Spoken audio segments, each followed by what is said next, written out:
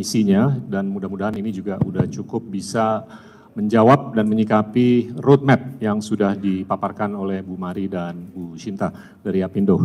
Waktu dan tempat kita berikan, mudah-mudahan nggak lebih dari 10 menit agar diskusi dan tanya jawab bisa lebih kaya. Silakan Pak Anies. Ya, siap. Makasih Pak Gita Wirjawan, dan terima kasih sudah pulang ke Indonesia untuk ikut dalam diskusi ini Pak. Karena beliau sekarang jadi ekspat kita di Stanford. Jadi saya bawa bekalnya ya, sebentar. Oke, saya boleh pakai ini ya, supaya memudahkan meletakkan alat. Karena saya pakai iPad yang saya operasikan sendiri. Lebih enak daripada dioperasikan dari belakang sana. Soalnya PowerPoint-nya bikin sendiri juga Pak. Gitu.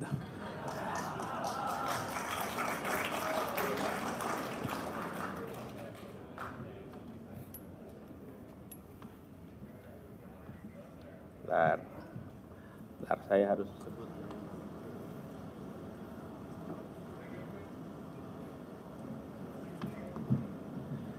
Sebelum saya mulai, izinkan saya menyapa yang saya hormati Ketua Umum Apindo, Ibu Shinta Kamdhani, dan juga yang tadi memberikan paparan yang luar biasa bagus, Bu Mary Pangestu, dan senior kita Pak Sofyan Wanandi, serta seluruh keluarga besar pimpinan Apindo. Ada semuanya, daftar namanya di sini, saya tidak sebut satu persatu tanpa mengurangi rasa hormat.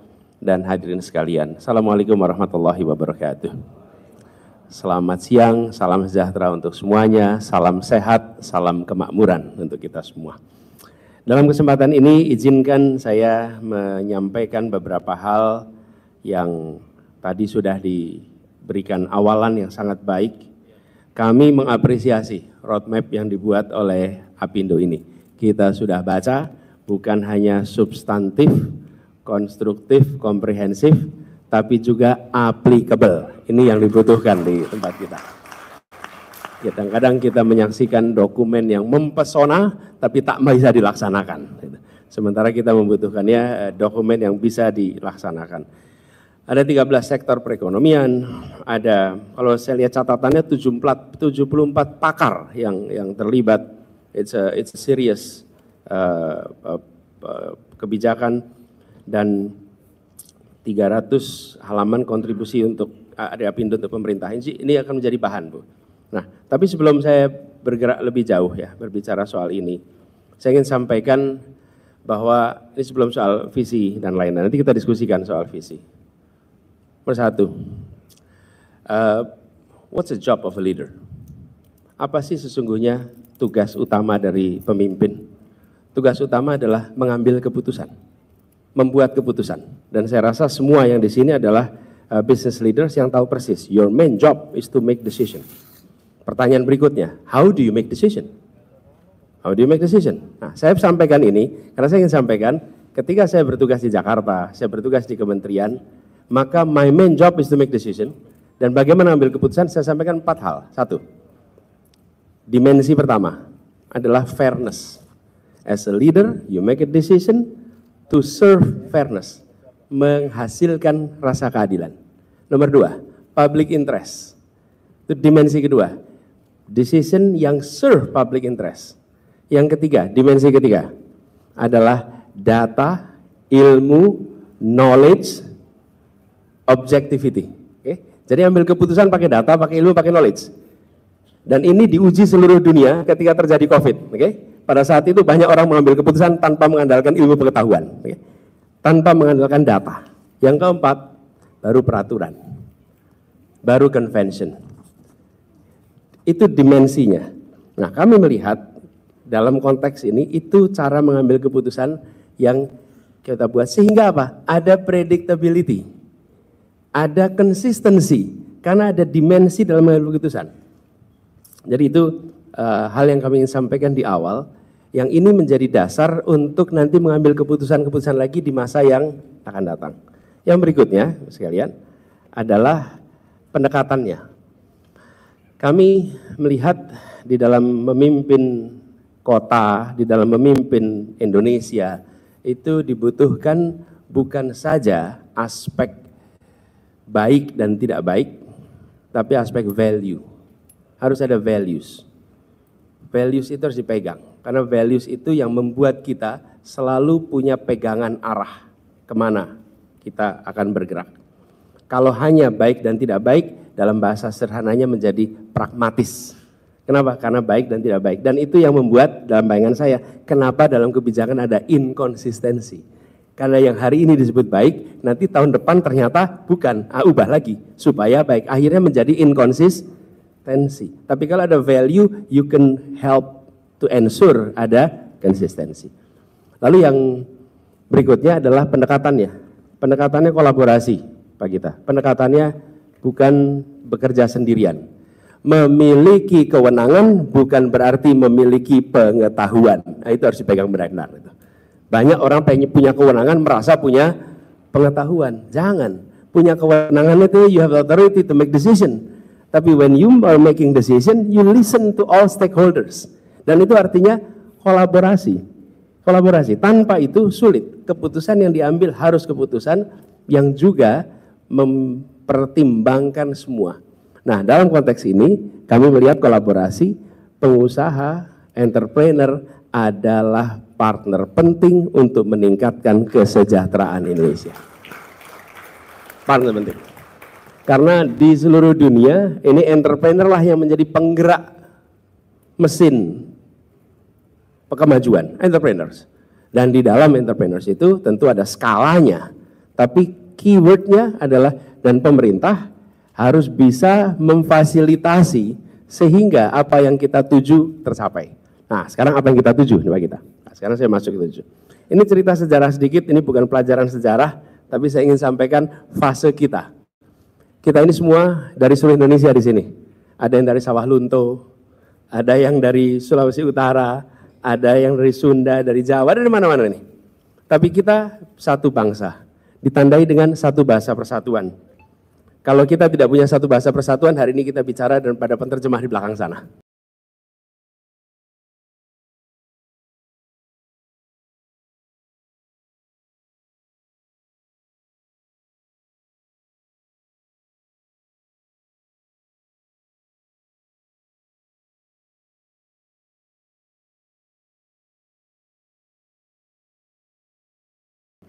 Kita belum satu NKRI, masih federasi.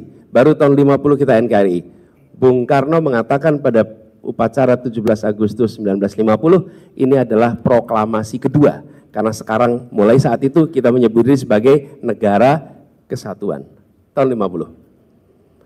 Tapi kita baru satu tanah, belum air. Wilayah Laut Jawa, Laut Arafura, selat-selat, Sulawesi itu adalah bagian dari perairan internasional. Belum satu tanah air. Baru satu tanah. Juanda melakukan deklarasi tahun 57, tapi dunia baru mengakui tahun 82 dengan ada UN Clause. That's where we are today. Kita ini sudah satu bangsa, satu negara, satu kesatuan, satu tanah air. Sekarang kemana kita ke depan? PR kita adalah menjadi satu kemakmuran untuk seluruh Indonesia. That's our direction. Kita ingin Indonesia ini menjadi satu kemakmuran. Jangan yang makmur hanya di wilayah tertentu dan hanya di sektor tertentu. Tidak. Karena itu dalam visi misi kami, nanti kalau boleh Bapak Ibu lihat, satu-satunya visi misi yang menggunakan dua dimensi. Satu dimensi sektor, ada pertanian, ada kesehatan, ada energi, itu sektor. Lalu dimensi yang kedua, teritorial.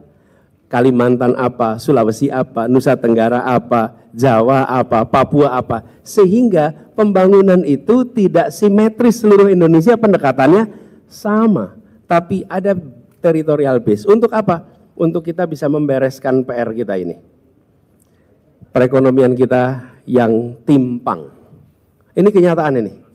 PDRB kita nih kalau dilihat sini timpang. Bapak Ibu sekalian, kalau ini tidak dibereskan, saya mau ceritakan peristiwa Balkan.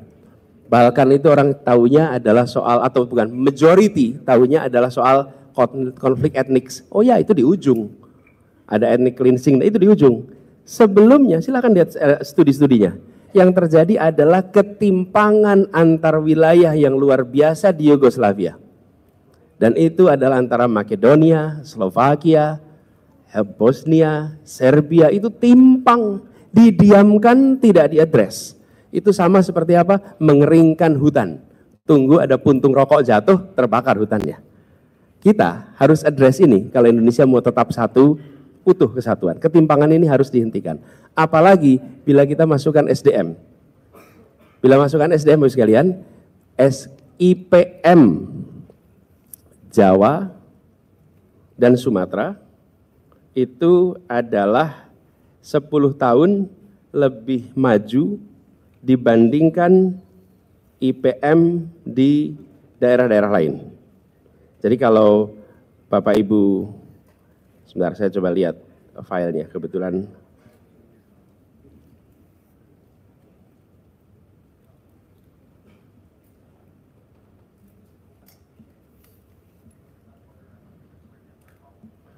Jadi saya persingkat aja. Jadi di Indonesia, Jawa dan Sumatera, angka 69 itu tahun 2013. Angka IPM-nya. Sekarang sudah meningkat menjadi 74.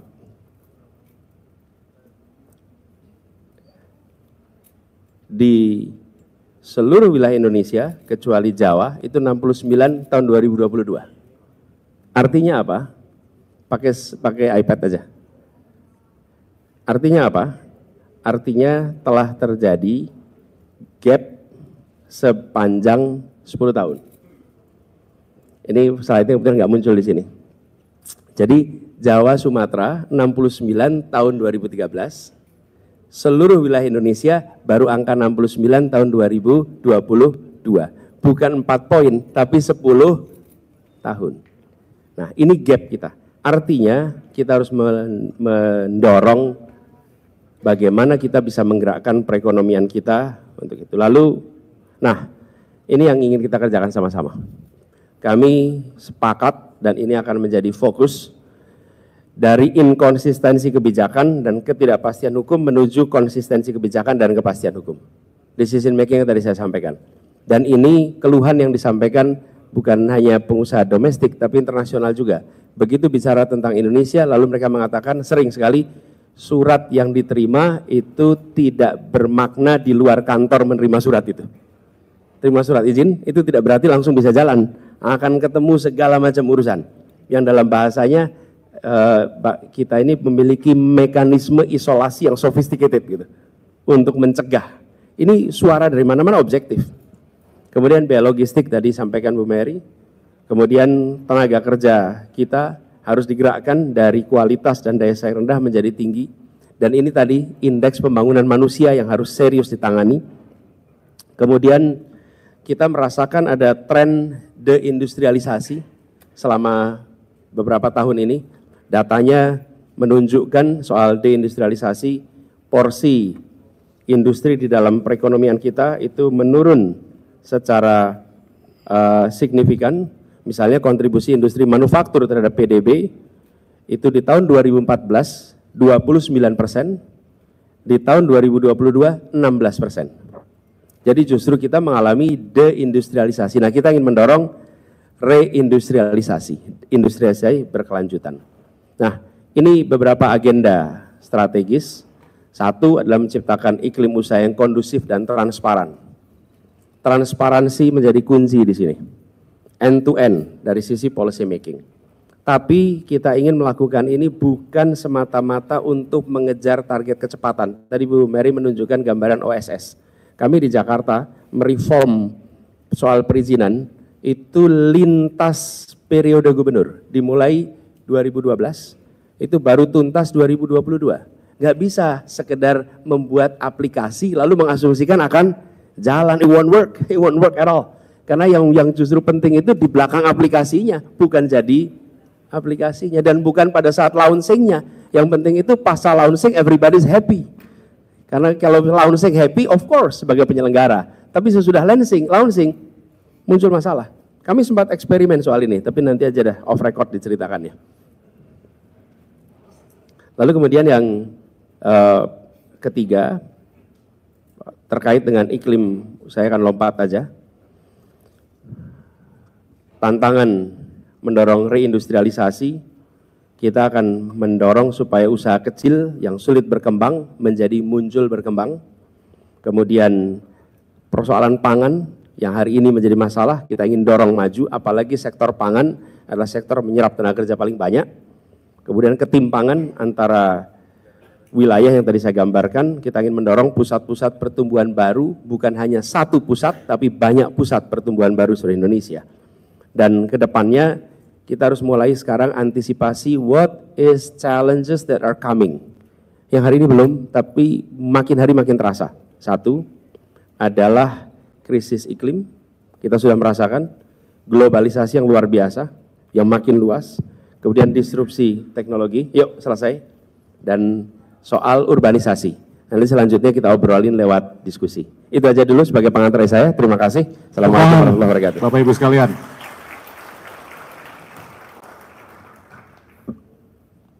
Kami persilahkan untuk duduk, Pak Anies.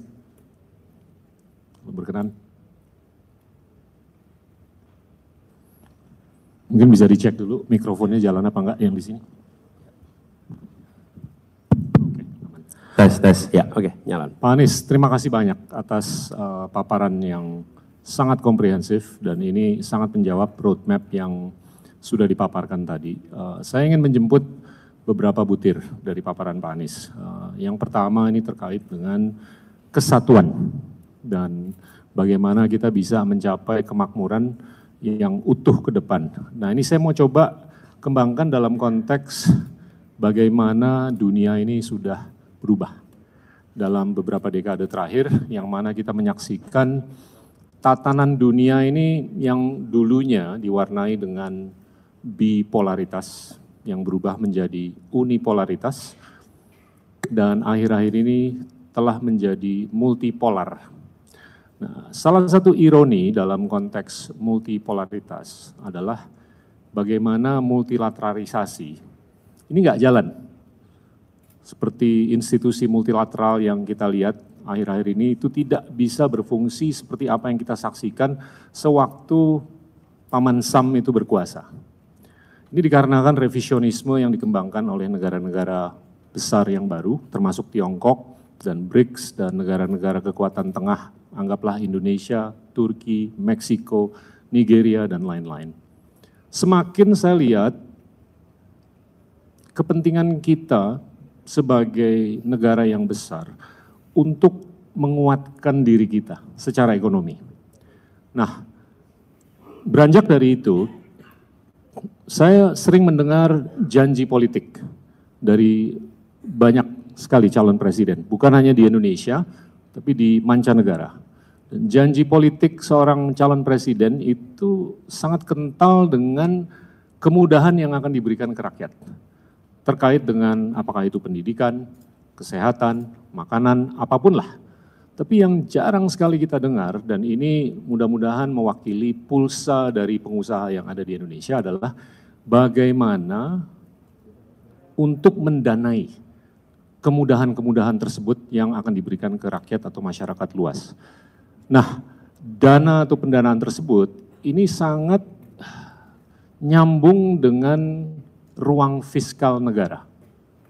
Kalau kita lihat, Indonesia ini dihantam oleh COVID-19 selama 2,5 tahun, namun setelah itu kita sudah bisa melakukan renormalisasi ruang fiskal.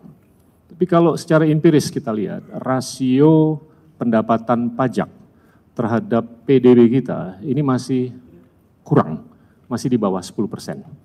Nah, kalau dibandingkan dengan negara-negara OECD yang ada di level di atas 30%, saya penasaran bagaimana Bapak sebagai Presiden nanti akan bisa meningkatkan angka atau rasio tersebut dari di bawah 10% menjadi angka yang jauh lebih besar agar janji-janji politik Bapak itu lebih sangat bisa dipenuhi.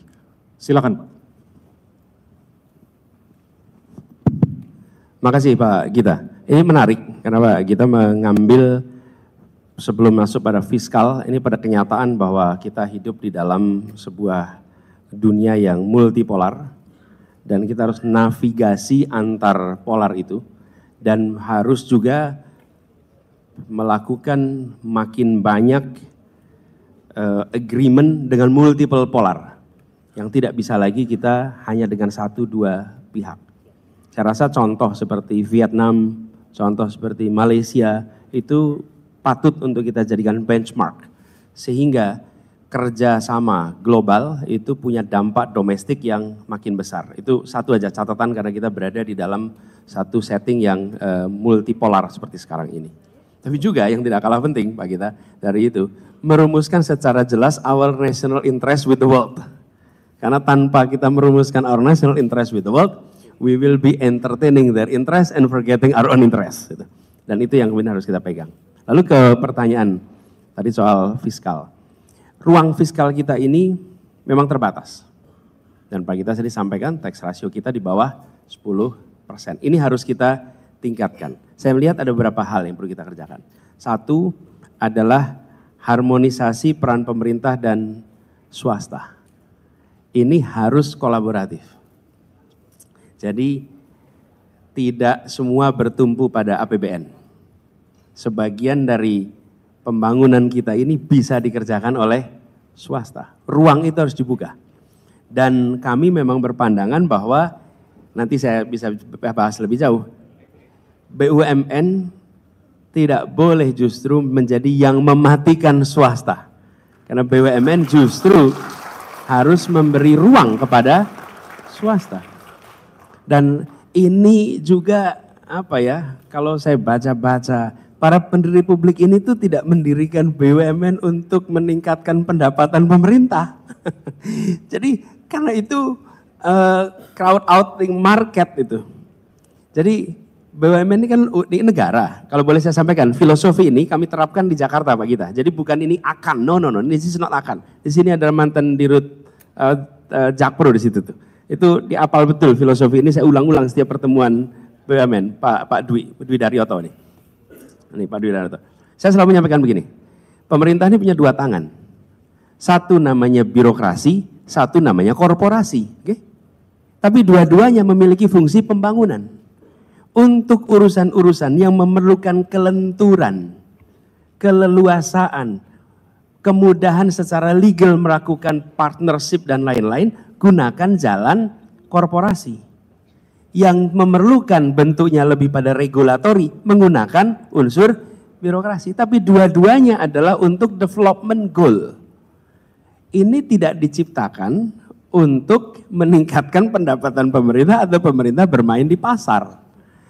Dan ini konflik of interest. Satu sisi tangan kanan jadi regulator, tangan kiri jadi market player. Of course it'll benefit itself. Gitu.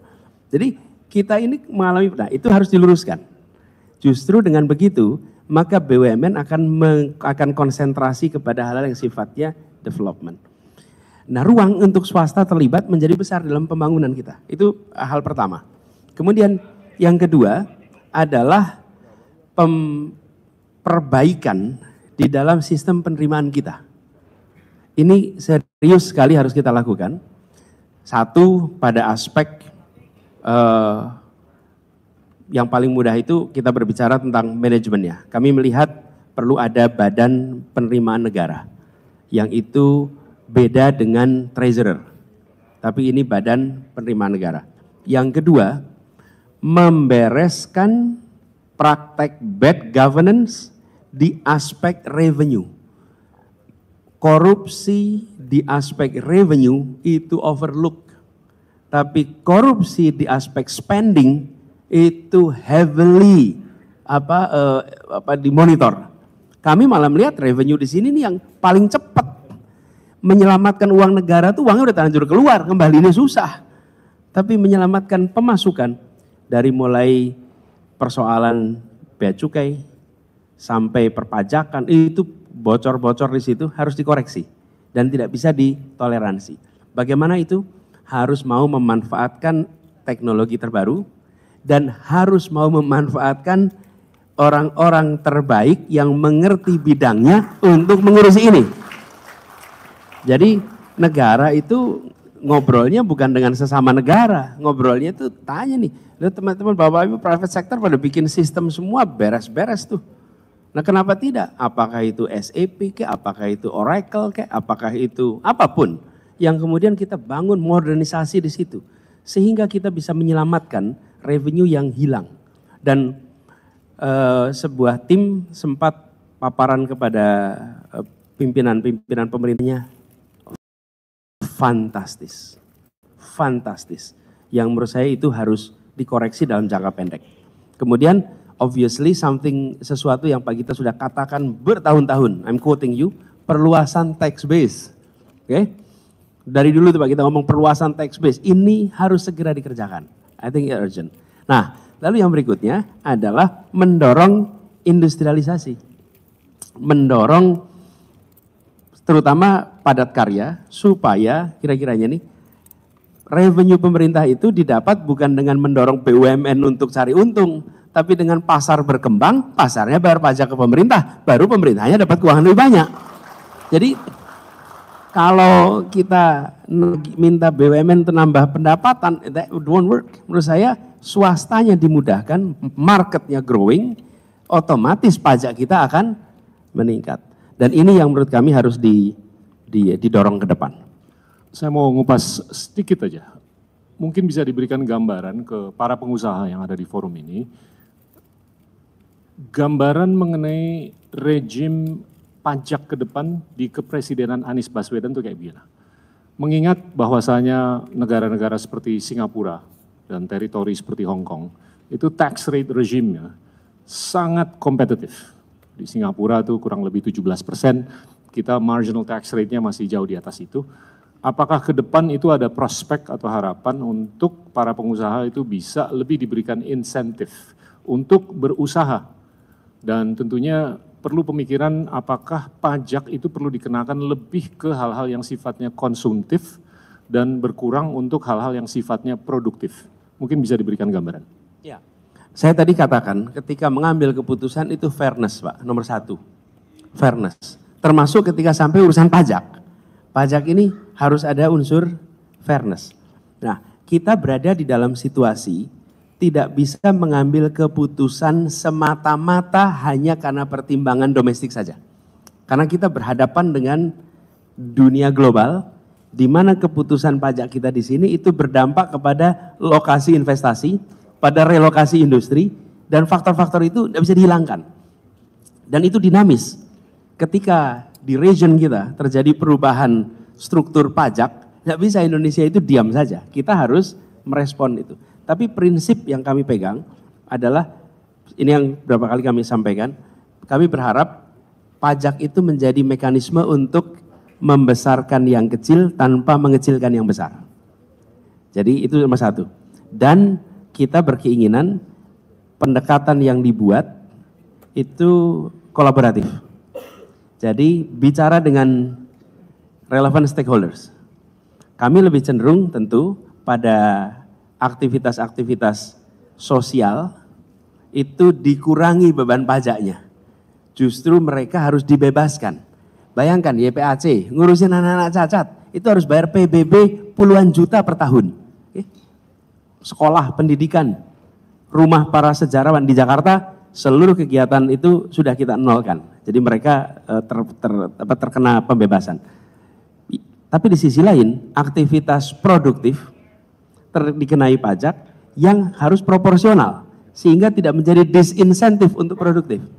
Lalu kegiatan konsumtif, apalagi konsumtif yang sifatnya mewah, di situ menjadi pajak yang lebih tinggi. Jadi prinsipnya fairness. Jadi bukan hanya pajak itu untuk meningkatkan pendapatan, tapi pajak itu untuk memberikan insentif, disinsentif bagi orang rasional dalam bertindak. Ini kalau dalam ilmunya disebut neo-institutionalism. Artinya perilaku itu dibentuk oleh insentif dan disinsentif. Ketika disiapkan sebuah struktur perpajakan, dia akan membentuk perilaku. Nah, perilaku yang kita inginkan adalah perilaku yang meningkatkan produktivitas. Jadi pajak pun disusun dengan prinsip seperti itu. Begitu, Pak.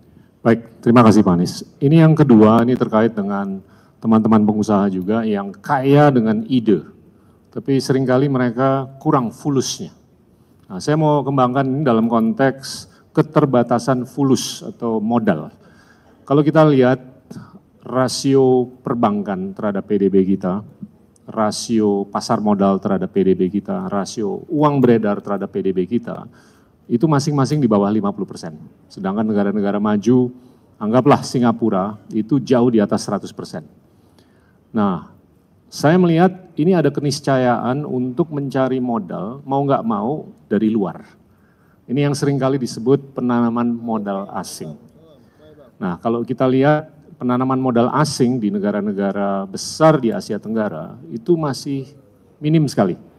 Ukuran per orang per tahunnya untuk negara-negara seperti Indonesia, Filipina, Malaysia, Thailand, dan Vietnam, itu berkisar antara 100 sampai 400 dolar per orang per tahun. Sedangkan Singapura itu 19.000 dolar. Nah, itu kalau menurut saya berkorelasi dengan tingkat kepercayaan orang terhadap sistem yang ada di Singapura.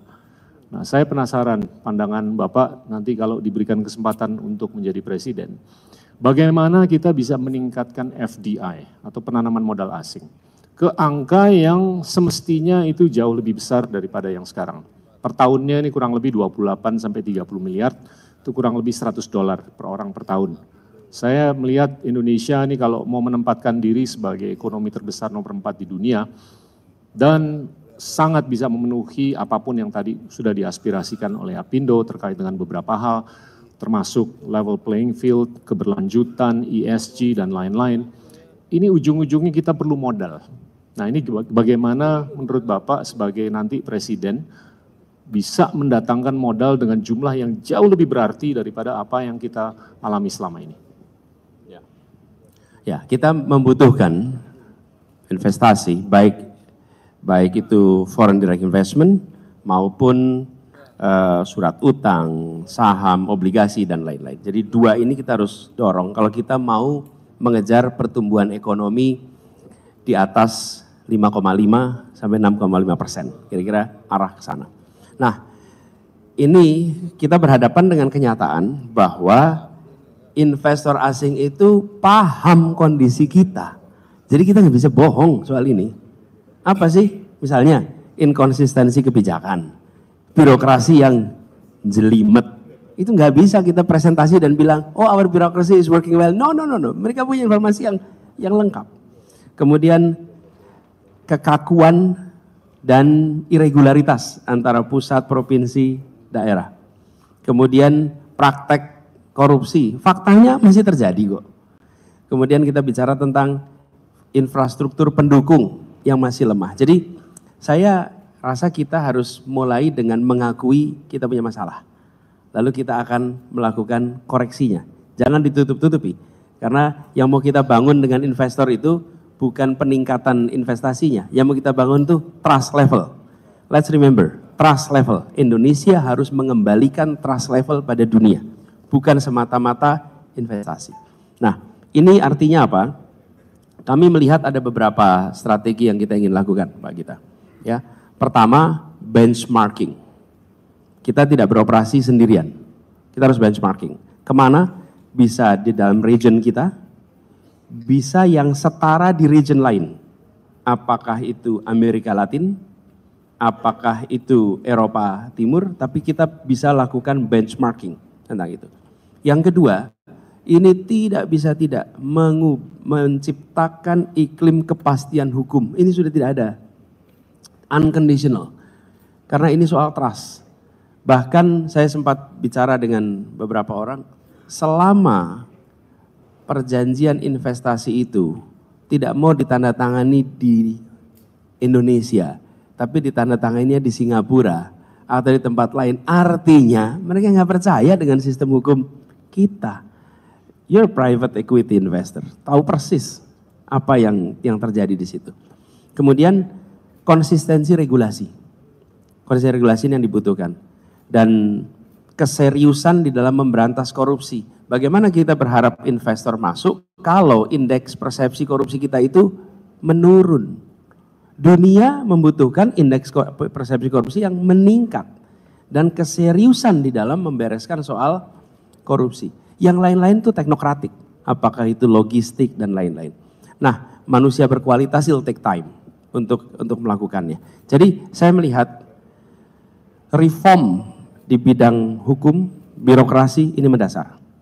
Apa bekal yang mau dikerjakan? Pertama, soal konsistensi kebijakan. Bapak Ibu sekalian, saya bersyukur sekali mendapatkan kesempatan bertugas di kabinet. Lalu sesudah itu saya kesempatan bertugas sebagai kepala daerah di provinsi. Yang provinsinya sekaligus juga kabupaten kota, Pak. Di situ saya merasakan benar bahwa kita ini tidak memiliki national guideline almost on every issue, Pak kita. Almost on every issue. Kita bicara perizinan. Bagaimana provinsi itu bergerak sendirian. Kalau Bapak Ibu menemukan provinsi melakukan reformasi perizinan menjadi cepat dan lain, itu bukan karena national direction, tapi karena gubernurnya mau melakukan reformasi.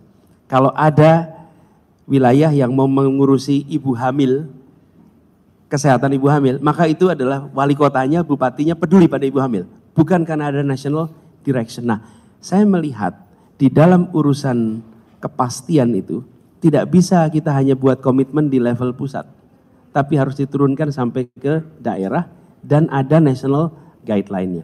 Lalu mengenai konsistensi aturan di kita di level nasional, memang harus kita berencana membuat semacam clearing house atas aturan-aturan yang inkonsisten. Dengan siapa membuat clearing house-nya? Jangan dikerjakan sendirian.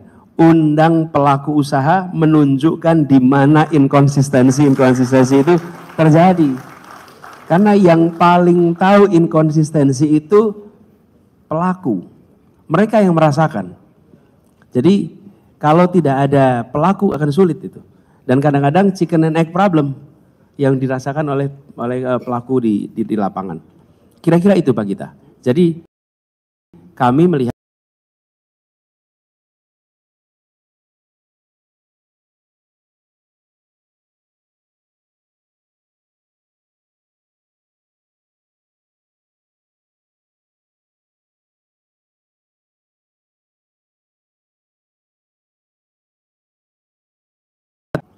kami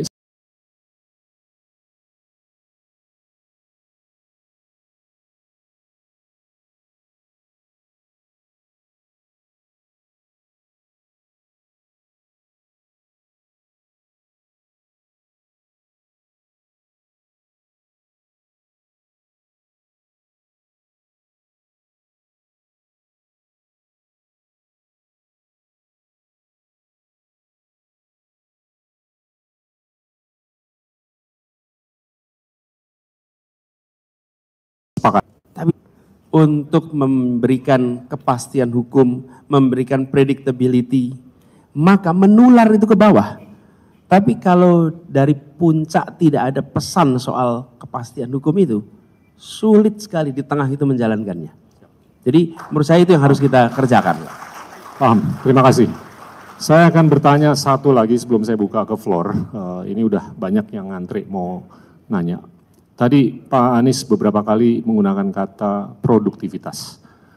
Kalau saya lihat di Indonesia ini produktivitas marginal kita ini masih bisa dianggap minim.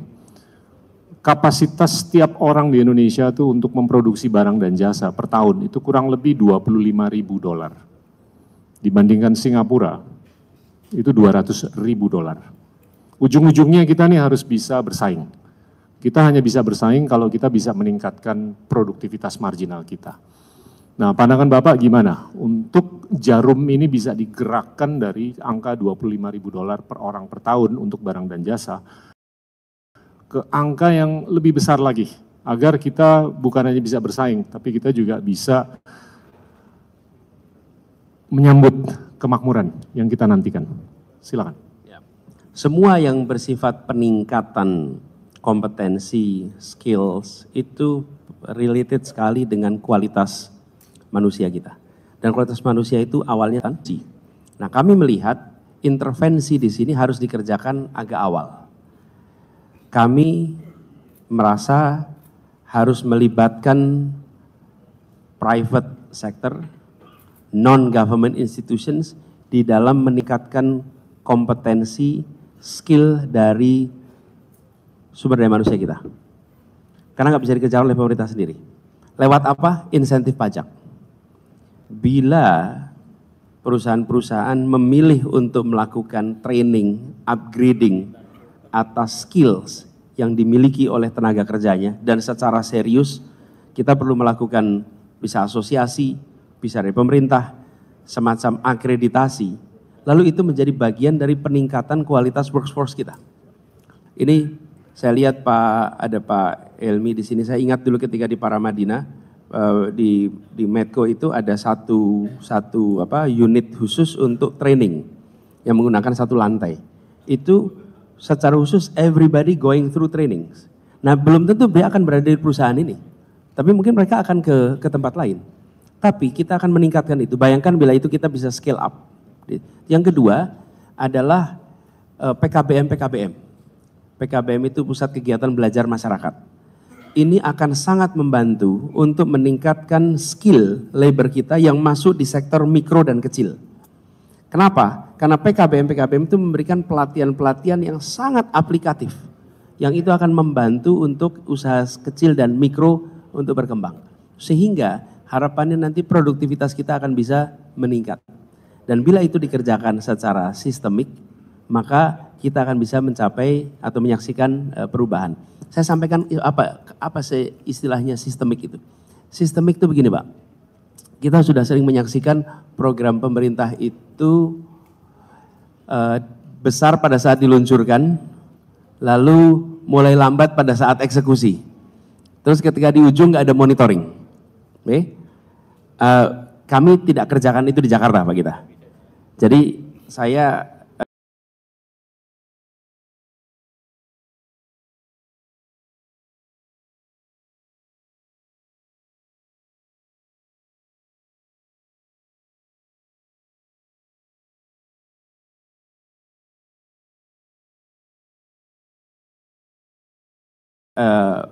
izin sedikit program PKBM, habis itu nggak ada monitoring.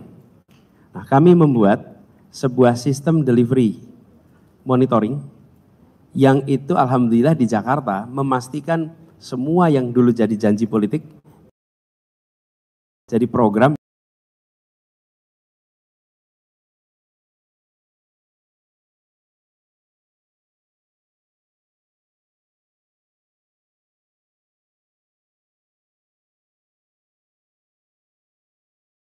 Itu ada sistem monitoringnya 8 kolom, tiap 2 minggu sekali dimonitor.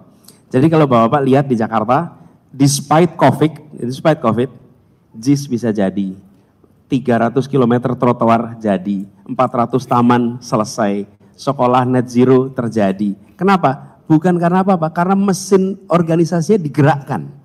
Digerakkan pakai sistem. Sistemnya itu delivery unit. Kebetulan saya dulu belajarnya soal delivery unit. Bagaimana keputusan politik itu ditransform menjadi mesin birokrasi yang berfungsi.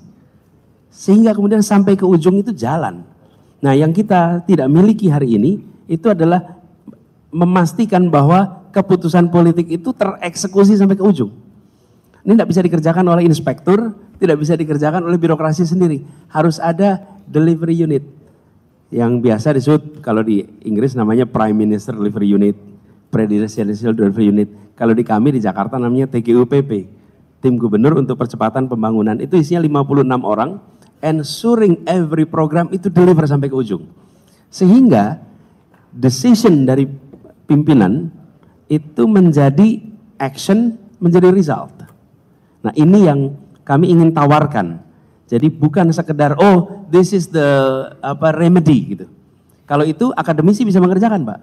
Tapi begitu sampai kepada eksekusi itu diperlukan manajemen, dan manajemen pemerintahan itu harus sampai ke ujung dengan sistem monitoring yang jelas. Jadi kami bisa sampaikan dalam kesempatan ini bahwa identifying problem is good, offering great solution is better, tetapi ensuring completion of delivery that's the main end game kalau istilahnya Pak Gita gitu kira-kiranya. Siap. Terima kasih Pak Anies. Saya izin buka ke floor yang ingin bertanya pertama ini Bu Ning Wahyu Astuti. Tolong mikrofon. Ya. Ini terkait dengan ketenaga kerjaan. Selamat pagi Pak Anies, terima kasih Pak Gita. Saya Ning Wahyu, saya Ketua DPP Apindo dengan jumlah pemilih terbesar di Indonesia Pak Anies, yaitu Jawa Barat. Topik yang akan saya tanyakan terkait dengan ketenagakerjaan, khususnya di pengupahan, di mana kebijakan pengupahan berkaitan erat dengan demonstrasi buruh.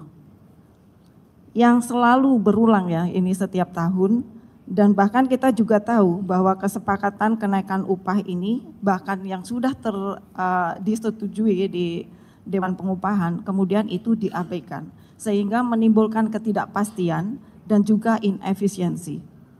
Serta tidak jarang pula bahkan terjadi kerusakan sarana dan prasarana umum yang kemudian memberikan implikasi besar terhadap persepsi para investor tentang iklim berusaha di Indonesia yang dianggap kurang kondusif.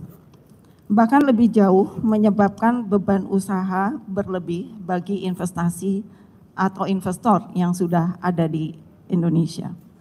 Saya ingin tahu bagaimana Bapak menyikapi hal tersebut. Terima kasih. Ya, ini satu persoalan klasik yang muncul tahunan menimbulkan ketidakpastian di tiga pihak. Ya di pengusaha, ya di buruh, ya di pemerintah. Di pemerintahan juga gitu, menjelang Oktober itu menjelang pusing Bu. Sama aja. Karena itu kemudian mulai itu tarik menarik setiap tahun begitu. Saya sempat pikir kenapa sih kita tidak membuat sesuatu yang lebih predictable, yang membuat antar tahun itu kita tidak usah tarik menarik seperti ini terus menerus. Dan kalau sudah begitu nanti ujungnya zero sum gitu. Bukan sekedar mencari kompromi. Nah saya lihat kita perlu mengubah ini. Kita perlu duduk bersama menyepakati formula bersama untuk periode multi-years. Sehingga kita tidak perlu setiap tahun kita punya ketegangan. Tentu ini tidak sederhana. Tapi menurut kami, bila ini disusun dengan fairness nih, kita akan bisa kerjakan. Harus ngobrol bareng-bareng. Dan kami di Jakarta pernah dituntut sama Apindo nih soal UMP nih. Ya dituntut sama Apindo nih soal UMP. Tapi ini yang mau saya sampaikan juga, ini mumpung ada di sini, saya cerita kan gitu kan. Saya cerita. Jadi Pak Gita, saya ingin tunjukkan sebentar nih. Boleh dipasang ya slide-nya. Supaya saya bisa tunjukkan.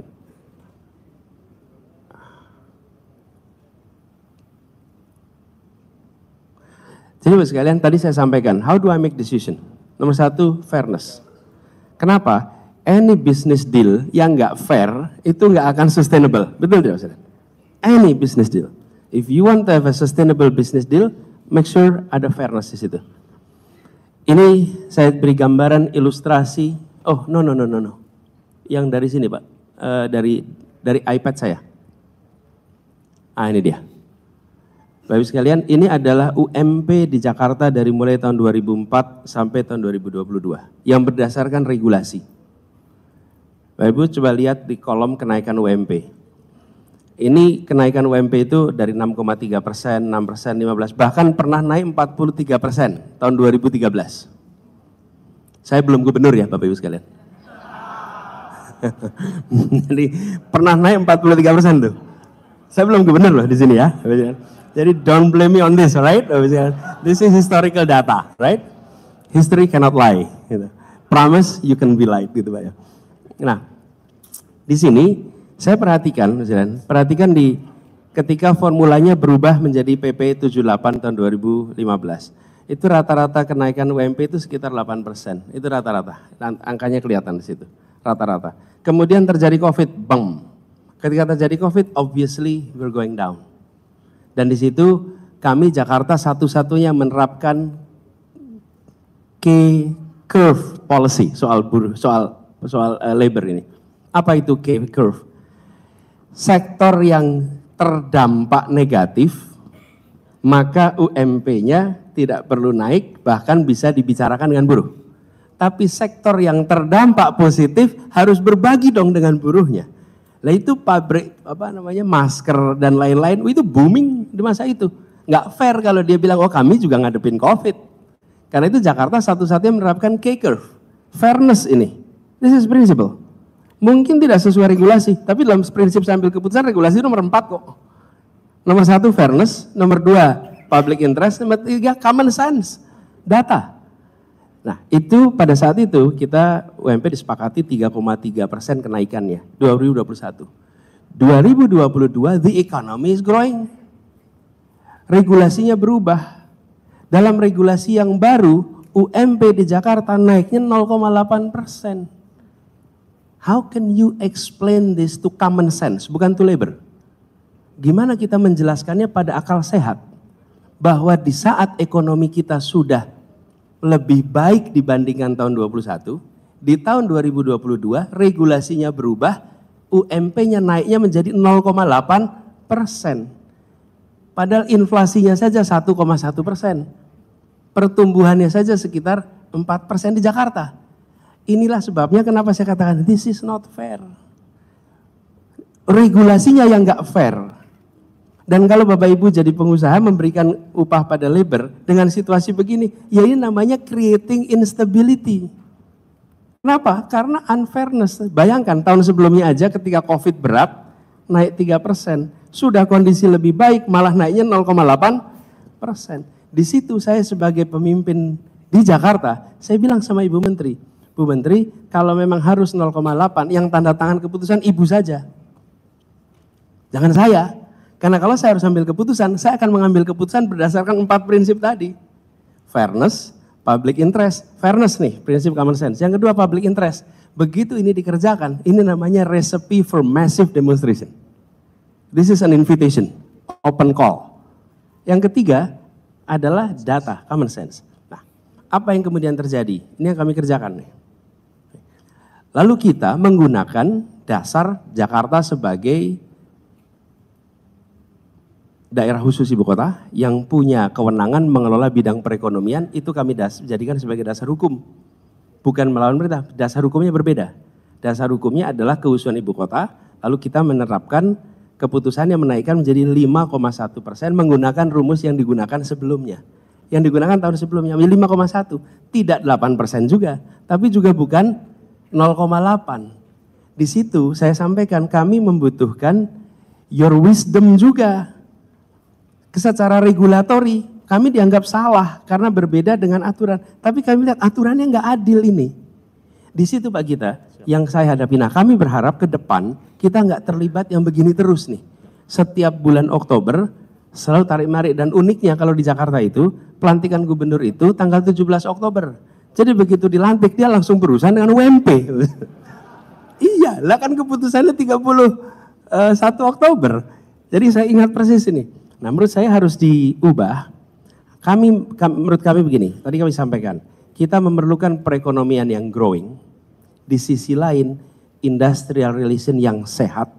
Dan sehat itu adalah dengan cara pandang mengatur fairness. Kalau ini saya tunjukkan nih, kita nggak kembalikan ke 8%. Tapi ke 5,1 untuk fairness. Lalu kita berharap ada kepastian multi years yang itu bisa direview, yang barangkali kita bisa gunakan benchmark negara-negara lain. Bagaimana di negara-negara lain itu rumusan disusun sehingga menimbulkan predictability. Siap. Kalau tidak, dunia usaha juga sulit membuat perencanaan apabila tidak ada predictability. Begitu kira-kira. Jelas Pak Anies. Terima kasih. Pertanyaan kedua ini Tigor Siahaan, ini terkait dengan UMKM. Monggo, silakan Pak Tigor, mikrofon. Terima kasih Pak Gita, selamat pagi Pak Anies. Saya Tigor M. Siahaan dari Ketua Apindo Bidang Perbankan, Jasa Keuangan, dan Perpajakan. Pertanyaan memang UMKM tapi juga penciptaan lapangan kerja yang kita tahu 97% dari pekerja di Indonesia itu di UMKM. Saya baca visi dan misinya Pak Anies dan tim secara detail, memang sangat komprehensif ya, 148 halaman. Dan salah satu di situ ditulis bahwa pengangguran di Indonesia itu 8 juta jiwa. Tapi kalau dihitung dengan rumus yang kita hitung itu pernah bekerja 1 minggu terakhir dibayar ataupun tidak. Jadi memang banyak yang nggak tahu tuh, saya memang lihat di deskripsinya memang dicantumkan dibayar ataupun tidak, walaupun dia bekerja 1 jam minggu yang lalu itu dianggap bukan pengangguran. Kalau dihitung, ini seperti dideskripsikan di visi dan misinya Pak Anies juga, kalau dihitung 35 jam kerja dan dibayar, pengangguran di Indonesia itu bisa 50 juta sebenarnya. 50 juta yang sekarang, Pak. Nah, pertanyaan saya, karena kebanyakan juga di UMKM dan juga kita pengusaha sangat tertarik bagaimana sebenarnya kelangsungan Indonesia ini ke depannya yang disokong oleh orang yang bekerja, yang memberikan konsumsi dan sebagainya. Pak Anies itu di benaknya bagaimana sih 50 juta orang ini bagaimana memberikan kerja kepada mereka? Dan apakah kerjaannya itu ada di Indonesia ini? Mungkin itu dari kami. Makasih Pak Anies. Pak Tigor, terima kasih. Jadi usaha mikro kecil ini menghadapi arena pertandingan yang nggak equal. Dan menurut saya kita yang dikerjakan oleh pemerintah adalah bagaimana menciptakan equal level playing field kira-kira untuk mereka. Satu, apakah mereka mendapatkan akses atas pasar yang baik? Kalau belum, maka negara membantu menciptakan. Saya beri contoh Bapak sekalian. Ini kami kerjakan di Jakarta. Yang kita lakukan adalah membuat katalog lokal. Katalog lokal. Sehingga pengadaan barang dan jasa di Jakarta itu bisa diikuti oleh pelaku ekonomi mikro kecil.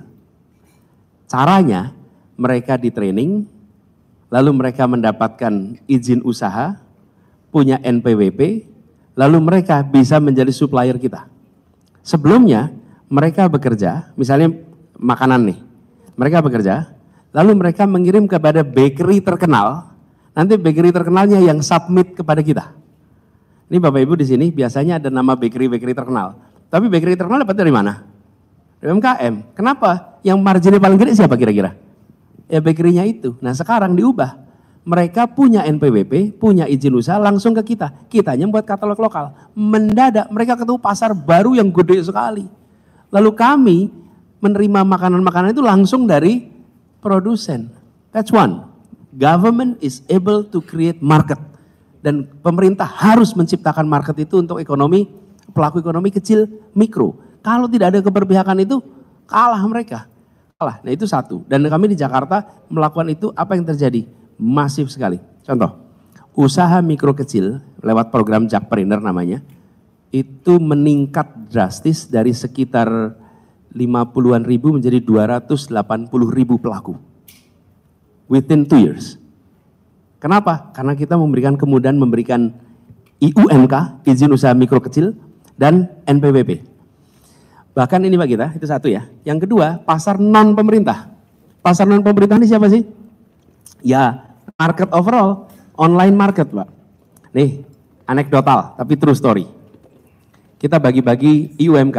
Itu waktu bagi-bagi Pak Sofyan ketika datang ke warung-warung Pak, itu banyak warung-warung didatangi petugas itu resistant. Karena dikiranya mau digusur, mau diperiksa. Padahal didatangi itu mau ditanya yang punya IUMK enggak. Itu bukan mau dimarahin, mau dikasih. Kalau Anda belum punya kami beri. Supaya mereka punya IUMK. Begitu mereka punya NPWP, mereka langsung masuk market online. Saya pernah datang anekdotal, kejadian betul ini, makan pecel lele, ngantri Pak, bukan ngantri, nunggu lama sekali, pecel lele gak datang-datang. Jadi saya minta staff saya untuk ngecek, ini mana pecel lelenya, saya udah pesan dari tadi gak datang-datang. Lalu yang punya itu datang, Pak Gubernur minta maaf, ini antrian online-nya panjang. Jadi di sebelah itu banyak ojol, saya mengira itu adalah pangkalan, ternyata bukan pangkalan, dia nunggu order. Nah saya yang dine in nggak dapat Pak, yang delivery sudah ngantri harus dikirim. kok bisa pecel lele pinggir jalan itu bisa order? Dia jawabnya, karena saya punya IUMK, saya punya NPWP, maka market dia meluas. It's true story. Yang kedua, satu perluasan pasar. Yang kedua, regulatory framework yang membuat mereka tidak bisa tumbuh. Oke? Dan regulator itu kadang-kadang tidak berurusan langsung dengan market. Satu, tata ruang. Tata ruang ini luar biasa. Di Jakarta ini, kalau mau izin usaha harus di tempat yang sesuai peruntukannya. Lah kalau warung kalau kuliner di rumah peruntukannya gimana?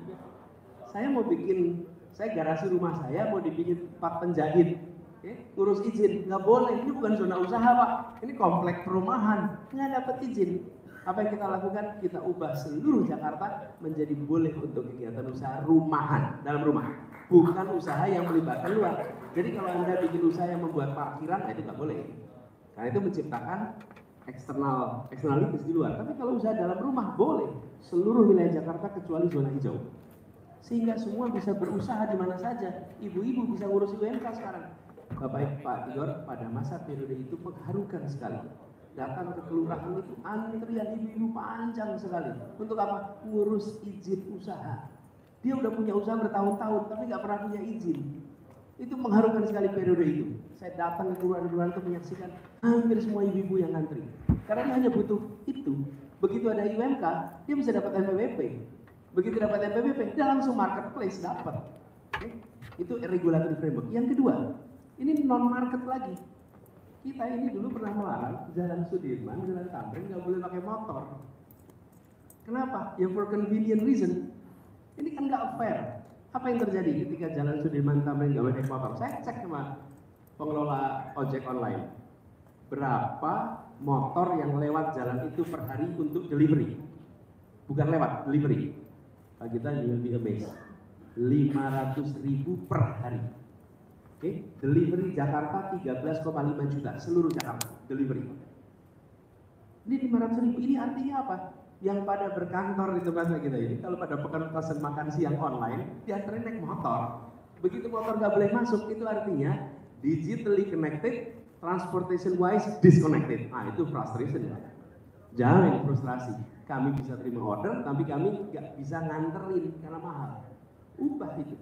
Jadi cara menyusun regulasinya untuk membantu UMKM itu, lihat apa masalahnya, kemudian buat reform untuk memungkinkan itu tumbuh. Yang ketiga, akses permodalan.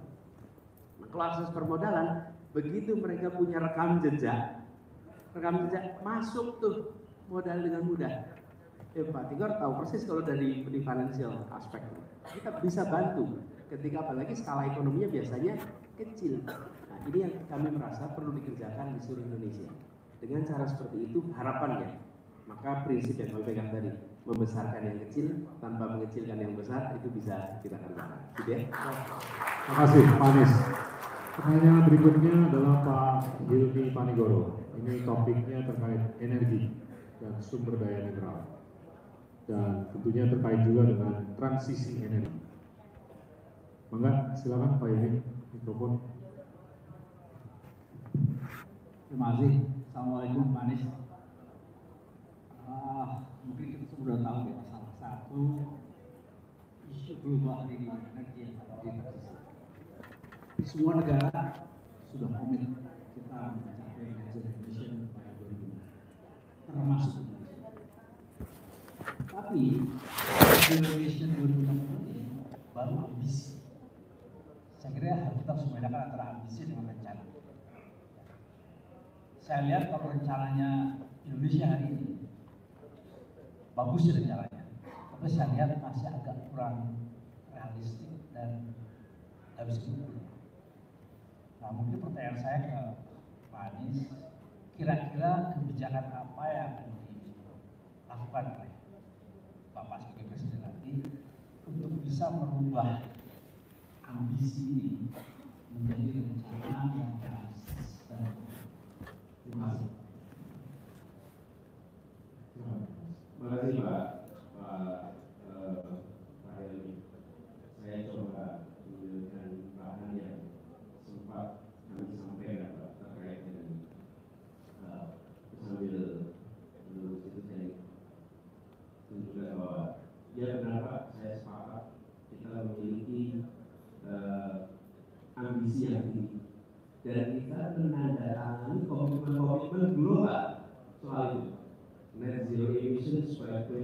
2060. Itu luar biasa rumit. Kita bangun MRT saja untuk 10 km juga itu memiliki kerumitan yang luar biasa, apalagi kita berbicara tentang zero emission by 2060.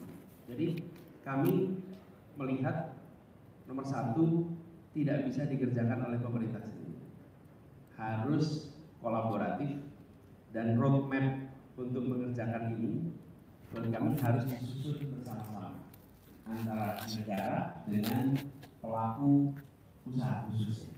Kemudian yang kedua, kami melihat harus bisa mendorong agar disinsentif itu diberikan dengan tepat. Kalau dalam catatan kami, misalnya pada saat ini itu pembelian listrik energi baru terbarukan oleh PLN itu masih lebih tinggi daripada dengan energi fosil.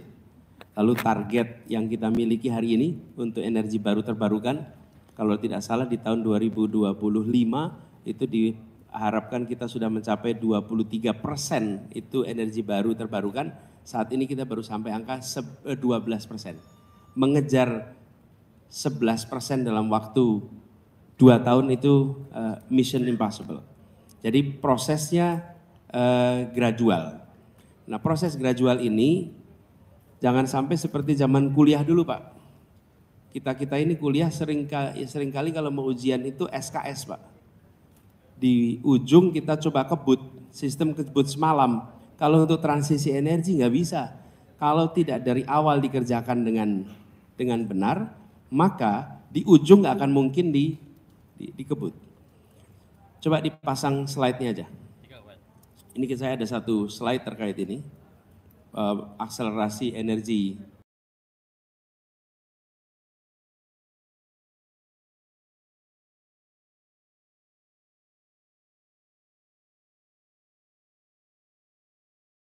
Baru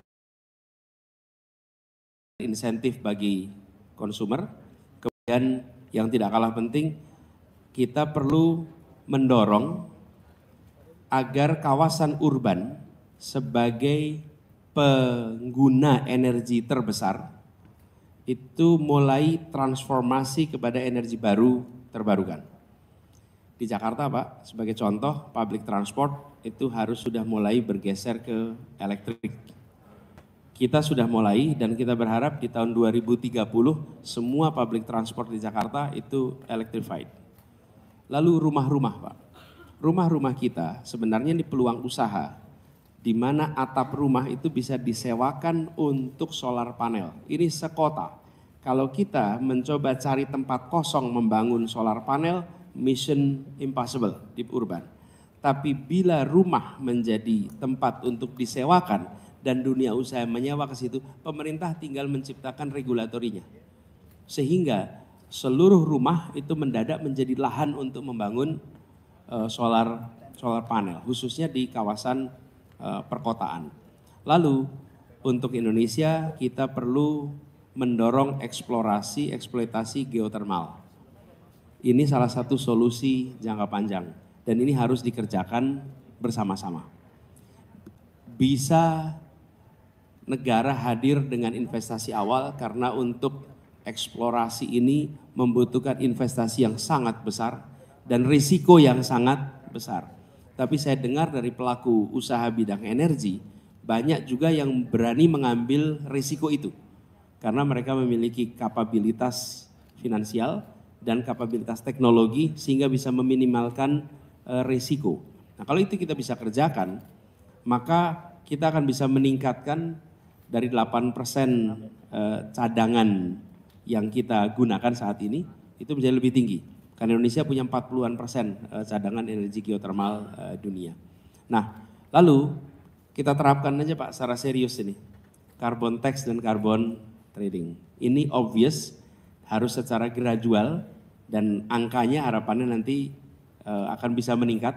Kalau Stiglitz itu bilang range-nya antara 50 sampai $100 per ton. Nah, kita saat ini masih bergerak di angka yang sekitar $2 per ton. Ini gradually itu harus kita lakukan. Jadi Pak Helmi, kami melihat satu adalah terkait dengan insentifnya, yang kedua adalah siapkan regulasinya, kemudian kita dorong untuk ada sumber-sumber energi alternatif bergerak, lalu yang tidak kalah penting adalah rencana tata ruang yang harus dilakukan reformasi. Kenapa tata ruang ini penting? Begini Bapak sekalian, ini Pak Gita kalau boleh saya sampaikan. Hari ini di Indonesia 57% penduduk di perkotaan. Di 2045 75% di perkotaan. Oke. Itu semua akan mengkonsumsi energi yang luar biasa Pak, orang-orang yang tinggal di perkotaan ini. Dan tata ruang kita itu tidak mengasumsikan ada reformasi. Kalau boleh ditayangkan ini bagian yang tadi saya tidak sempat tayangkan Pak. Coba tayangkan dari iPad saya. Dan mengapa rencana tata ruang ini penting sekali. Tayangkan dari iPad. Kota-kota ini akan menjadi pusat perekonomian, kota-kota ini akan menyedot energi yang amat banyak, dan kota-kota ini akan menyerap tenaga kerja yang luar biasa. Kita akan tumbuh dari 155 juta orang di kota menjadi 255 juta orang di kota. Itu tambahan 100 juta, itu akan menyedot energi yang luar biasa. Di sisi lain, tata ruang kita masih berasumsi car-oriented development. Dan car-oriented development itu artinya fuel-based transportation. Okay? Begitu kita masih membangun kota-kota kita ke depan dengan car-oriented development, maka beban APBN untuk fuel-based transportation membesar. Di sisi lain komitmen kita untuk energi baru terbarukan amat tinggi, sulit dilaksanakan karena bagaimanapun juga electric vehicle itu secara harga masih amat tinggi. Creating demand from government side won't be enough. Tapi kalau kita geser, kota-kota ke depan dibangun dengan transit oriented, maka dia akan bisa menggunakan electric based vehicle. Okay? Karena itu kami melihat ke depan, salah satu cara menangani konversi ini justru di tempat-tempat yang menyerap energi banyak, di situ dari awal kita siapkan untuk secara tata ruang itu berorientasi pada energi baru dan terbarukan. Ini contoh Pak.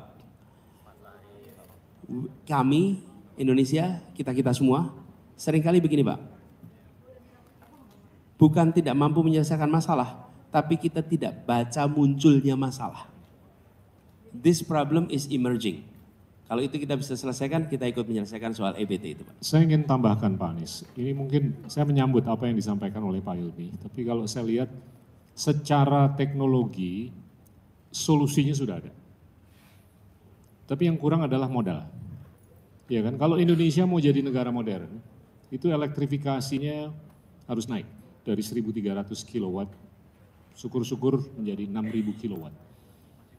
Investasi yang dibutuhkan kalau kita mau merangkul teknologi terbarukan itu kurang lebih 600 sampai 700 miliar dolar untuk meningkatkan kapasitas 300 sampai 350 ribu megawatt.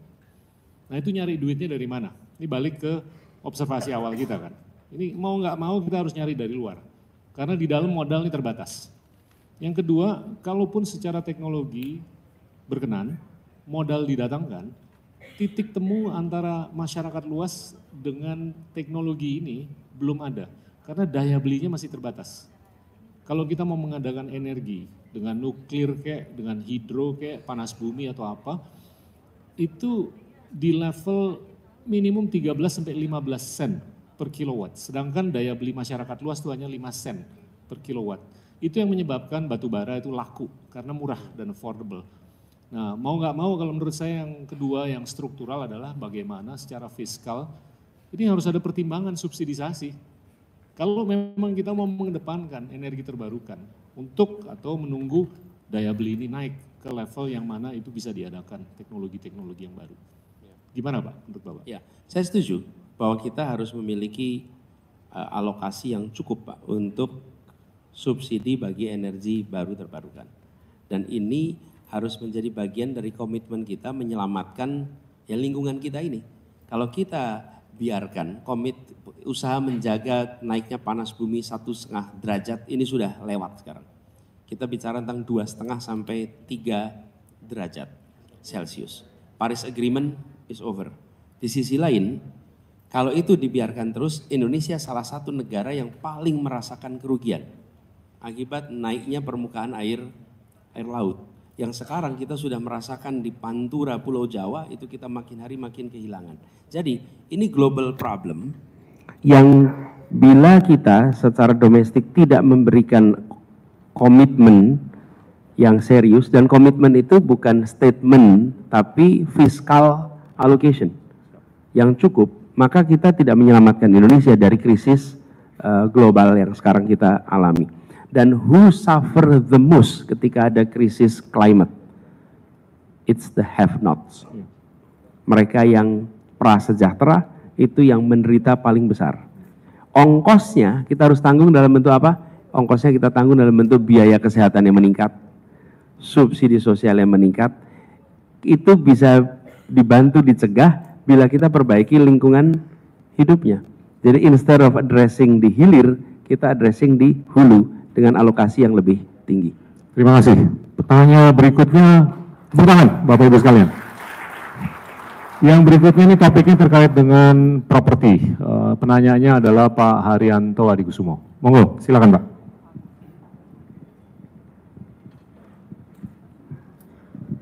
Terima kasih Pak Anies. Kami senang sekali melihat Bapak juga sudah memikirkan rencana urbanisasi untuk penduduk Indonesia, Pak. Saya Haryanto Adikusumo, Ketua Bidang Properti dan Kawasan Ekonomi dari Apindo, Pak.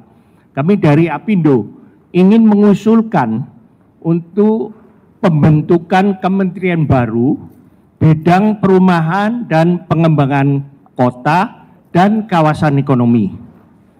Karena dengan pertimbangan kompleksitas permasalahan dan keberlanjutan dari program-program perumahan serta pengembangan kota dan kawasan ekonomi, usulan ini telah didukung oleh lebih dari 80% pelaku usaha yang disurvei oleh Apindo. Kementerian baru tersebut diharapkan dapat menangani ekosistem tata kelola dalam hal tata ruang, pertanahan, pembangunan, perizinan, hingga pemasaran dan manajemen properti. Kementerian baru ini juga akan mengurusi kawasan terintegrasi yang membentuk industri dan perkotaan selain berfokus juga di perumahan rakyat. Bagaimana mengenai tanggapan Bapak mengenai usulan kementerian baru ini? Terima kasih Pak. Terima kasih Pak Haryanto. Jadi kami sepemahaman soal ini Pak Haryanto. Kami itu merasakan betul, kebetulan saya ini pengelola kota Pak kita. Dan ketika bicara pengelola kota, maka nengok ke pemerintah pusat, nggak ada yang ngurusin kami Pak. Tapi kalau Bapak Kepala Desa, Bapak ada itu Kementerian Desa yang memberikan guideline. Tapi kami ke atas mana?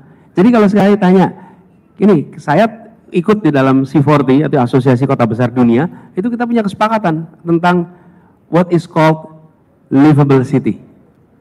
Apa itu kota yang resilient? Itu kita tetapkan A, B, C, D, F, G, A, B, C, D, F, G. Ya kami di Jakarta akan melakukan itu semua. Tapi pertanyaannya, kota-kota se-Indonesia gimana ya? Itu yang saya maksud, bahwa banyak isu strategis tidak memiliki guideline dari pusat. Bagaimana transportasi umum di semua kota seluruh Indonesia kecuali Jakarta nggak terbangun. Nggak ada transportasi umum. Bapak ke Surabaya, your hometown, nanti Bapak akan ketemu di situ, tantangan. Bapak akan ada, tapi belum mencakup 90%. Medan, Padang, dan banyak kota. Jadi kami melihat kenapa kita berkeinginan menjadikan kota pusat pertumbuhan, karena kita tahu itu populasi akan di situ, dan kita harus membuat institusinya untuk bisa mendrive kota-kota itu. Nah sekarang rutenya nih, Bapak Ibu sekalian paling tahu kalau pemerintah itu kalau melakukan sesuatu itu perlu waktu. Jadi membuat sebuah kementerian itu sendiri sudah menyerap energi yang luar biasa besar. Karena itu menurut hemat kami tujuannya nanti barangkali bisa menjadi sebuah kementerian, tapi fasenya pelan-pelan. Supaya jangan kita fokus pada birokrasinya, tapi pada lebihnya. Rutenya mungkin dua, Pak. Satu, badan. Yang kedua, Direktorat Jenderal. Yang kemudian nanti bisa menjadi kementerian. Badan yang kemudian bisa menjadi kementerian. Tapi kalau buru-buru kita kerjakan pak langsung, nanti belum tentu dia akan menjadi sebuah entitas yang optimal. Karena prosesnya gradual. Lalu dari badan atau Direktur Jenderal ini muncullah regulasinya, Pak. Mudah-mudahan dia bisa menjadi semacam undang-undang atau peraturan pemerintah tentang perkotaan dan bagaimana membangun perkotaan. Di situ kita bisa masukkan transit oriented development. Kita bisa masukkan kota hijau, kota ramah lingkungan. Baru sesudah itu ini bergerak menjadi regulasi yang lebih kuat diiringi dengan adanya sebuah unit ministerial. Sehingga prosesnya itu bukan menciptakan wadahnya dulu isinya belum ada. Tapi siapkan isinya sehingga dia perlu wadah yang tepat. Nah, kami menyaksikan begitu ada penggabungan kementerian atau pemisahan kementerian, itu bisa separuh masa tugas kabinet habis di situ, Pak. Habis ketika kita menggabungkan atau memisahkan kementerian. Akhirnya delivery malah tidak tercapai. Nah, kita bicara Indonesia bukan satu periode kepemimpinan, ini adalah periode yang panjang. Jadi kami mandang gunakan staging yang benar supaya tujuan itu. Lalu apa yang kita ingin dorong? Ke depan kita sudah harus menerapkan pembangunan kota yang modern dan artian sesungguhnya. Apa ciri kota modern? Berbasis kendaraan umum. Itu seluruh dunia, berbasis kendaraan umum. Yang kedua, dia adalah kota yang membuat hidup itu sehat. By the way, kami pernah mengumpulkan, Pak, data. Kami ingin membuat Jakarta itu global city. Jadi kami tanya, apa global talent itu mau ke Jakarta bila bagaimana? Bila bagaimana? Global talent nih. Apa jawaban nomor satu? Clean air. Oke.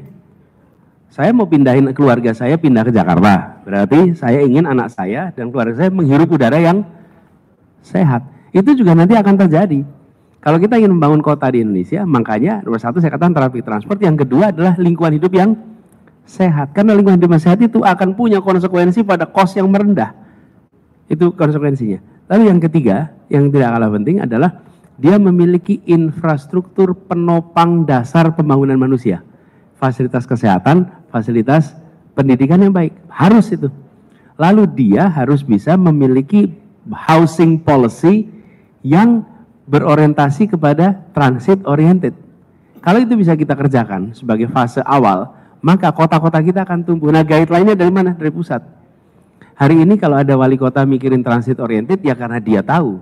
Tapi tidak ada guideline dari pemerintah pusat. Itu yang kita ingin kerjakan. Begitu ya, Pak Rianto. Terima kasih. Terima kasih, Pak Anies. Pak Anies, ini yang mau bertanya masih ada beberapa. Apakah berkenan Bapak untuk stay for an extended period? 10 menit Ya, sure. Ya. Bapak tanya apa saja, kita jawab. Terima kasih banyak. Apa aja? Well done. Penanya berikutnya ini topiknya terkait dengan manufaktur atau hilirisasi. Pak Adi Lukman atau Pak Suryadi? Pak Adi, masih lihat. Silakan. Oh, Pak Suryadi ada? Silakan, Pak. Terima kasih. Ini bapak-bapak kita. Manufacture sangat penting di Indonesia ya. Hilirisasi itu juga sangat penting. Kita juga sangat respect karena ada nilai tambahnya, Pak Anies ya. Namun kita sebagai pengusaha ingin ada 3 yang kita bikin penjelasan kepada Bapak. Yang pertama, hilirisasi ini ada instrumen tentang larangan ekspor. Apakah menurut Bapak instrumen ini sudah tepat? Ya. Bisa diulang, Pak?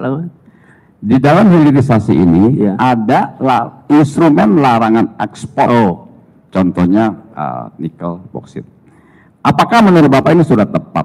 Bagaimana dampak kepada sektor komoditas lainnya. Ini yang pertama, Pak. Yang kedua, hilirisasi ini cukup banyak, ya, puluhan.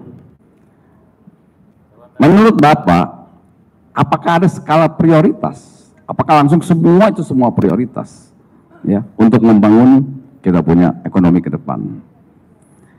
Yang ketiga, di luar hilirisasi daripada yang sudah diumumkan, ada beberapa puluh itu, masih banyak industri manufacture yang bukan hanya hilirisasi, tetapi bisnis ini juga punya dampak ke ekonomi cukup tinggi, yang padat karya. Yang padat karya, yang masih punya potensi ke depan. Nah, jadi pertanyaan kami sebagai pengusaha, bagaimana kalau Bapak sebagai Presiden Indonesia tentang industrialisasi ke depannya? Sekian, terima kasih. Terima kasih. Dari yang terakhir dulu, Pak. Kedepannya mau didorong, mau diperluas, dan kami mau mengajak seperti Bapak untuk kita dorong industrialisasi di Indonesia. Kita inginnya ke arah sana. Saya terusin, Pak. Ya, saya terusin. Kami melihat, tadi saya sampaikan datanya, bahwa kontribusi industri manufaktur pada PDB itu turun dari 29% di tahun 2014 menjadi 16%. Dalam hitungan kami, kita ingin mengembalikan ke angka 22 hingga 23% di ujung tahun 2029. Kira-kira dalam 5 tahun kita bisa ke arah sana. Maka yang ingin dilakukan adalah reindustrialisasi, khususnya di sektor-sektor yang padat karya. Karena sektor-sektor padat modal ini sudah mengalami peningkatan investasi luar biasa.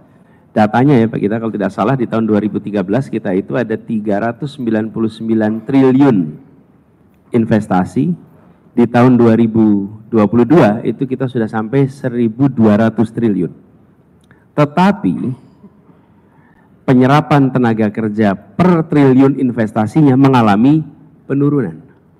Sehingga kita menyaksikan investasinya meningkat, pertumbuhannya mediocre, tapi penciptaan lapangan pekerjaannya justru mengalami penurunan. Nah, kami melihat ke depan, kita ingin mendorong industrialisasi itu. Satu, tadi yang banyak dibahas, kita harus menarik lebih banyak investasi asing untuk masuk ke sini, terutama di sektor-sektor yang menyerap tenaga kerja, dan itu harus ada insentifnya.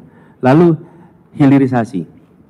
Tapi kami melihat hilirisasi ini harus di berbagai industri mineral, jangan hanya di sektor satu sektor nikel saja, tapi juga harus ke sektor-sektor yang lain. Kemudian kita merasa perlu untuk melakukan ekspansi free trade agreement, kemudian juga preferential trade agreement. Harapannya kita akan bisa membuka pasar-pasar baru untuk ekspor yang kita kerjakan. Dan kami berharap dengan cara seperti ini, maka kita akan bisa mendorong industrialisasi lebih jauh. Saya nanti akan, di sini ada Pak Tom, saya akan minta Pak Tom untuk kasih komentar sedikit soal larangan ekspor itu, tapi nanti dulu, saya ingin terusin dulu terkait dengan ini. Nah, saya menemukan Pak, di dalam perjalanan kami keliling, itu komoditas, sektor komoditas, itu punya ruang yang sangat besar untuk dilakukan industrialisasi di lokasi-lokasi mereka berproduksi. Jadi seperti coklat di Sulawesi Selatan, kopi, itu banyak sekali yang sudah keluar tanpa ada nilai tambah. Dan bila kita mendorong industrialisasi di bidang pertanian, bidang perkebunan, maka bukan hanya kita menciptakan lapangan pekerjaan, tapi juga nilai tambah dari produk-produk komoditas itu akan bisa diabsorb domestically daripada dia diabsorb internationally. Kalau kita lihat coklat-coklat Belgia, pada ujungnya coklatnya materialnya banyak dari Indonesia, tapi dia justru nilai tambahnya di sana. Kenapa kita tidak lakukan itu? Itu dulu Pak Tom, coba boleh kalau boleh komentar terkait dengan Tom, mikrofon bisa diberikan ke Tom.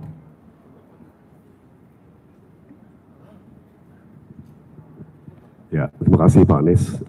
Jadi pertama, untuk mengelaborasi poinnya Pak Anies tadi, ya bahwa kita tidak bisa pukul rata semua komoditas. Ya, kebetulan margin smelting di nikel gemuk. Ya, jadi hilirisasi di nikel itu sangat menguntungkan. Tapi banyak sekali mineral lain, smelting marginnya tipis atau bahkan negatif. Ya, jadi saya kira ini kembali lagi kepada yang Pak Anies selalu tekankan, perlu sebuah proses teknokrasi yang melibatkan ahli-ahli, ya, yang realistis memantau atau menyimak kondisi pasar, ya, apa yang sudah ekonomis, apa yang tidak ekonomis. Ya, jadi sebaiknya ini tidak politis, ya, bahwa semua bahan baku dilarang untuk diekspor, titik. Ya, tapi harus commodity by commodity, karena masing-masing commodity itu tidak sama. Ya, saya kira tadi Pak Anies memberikan ilustrasi yang sangat bagus mengenai kakao, kopi, itu sebetulnya sangat-sangat bisa dilaksanakan. Saya ingat sekali sebagai Menteri Perdagangan, ya, mesin untuk mengolah buah kopi menjadi coffee bean itu sebenarnya tidak mahal, ya, tapi memang perlu perhatian yang konsisten dan keberlanjutan. Terima kasih. Oke, Terima kasih, Tom. Ini ada dua penanya lagi dari Apindo. Yang berikutnya adalah Pak Harun Hayadi. Ini terkait dengan BUMN dan keselarasannya dengan swasta. Pak Harun, silakan. Terima kasih Pak Gita. Pak Anies, kami tadi sudah mendengarkan juga pencerahan dari Bapak mengenai BUMN. Peran dari BUMN. Memang BUMN ini vital sekali dalam ekonomi Indonesia. Tetapi seperti yang Bapak sampaikan tadi bahwa mereka juga agent of development. Nah, BUMN ini Bapak tadi sudah jelaskan. Jadi yang saya ingin tanyakan lebih dalam lagi, Pak. Sementara ini BUMN banyak sekali yang in difficult situation. Memang banyak yang menguntungkan, tetapi banyak juga yang kesulitan. Nah, kesulitan mereka adalah untuk mendivestasi. Karena kalau mereka divestnya rugi, itu kerugian negara, Pak. Jadi mereka akan takut sekali. Jadi dibiarkanlah seperti itu. Sementara itu, jika mereka harus mendivest, itu valuation-nya sudah tinggi sekali karena mereka revalue terus untuk bisa mendapatkan pinjaman. Nah, ini memang sebuah situasi yang cukup sulit jika mereka juga dituntut untuk selalu menjadi sumber dana bagi negara ini. Nah, jadi kami ingin mendengar pandangan Bapak mengenai ini bagaimana, karena BUMN itu mudah sekali untuk berinvestasi, untuk mengakuisisi, tetapi untuk divestasi itu akan sulit sekali.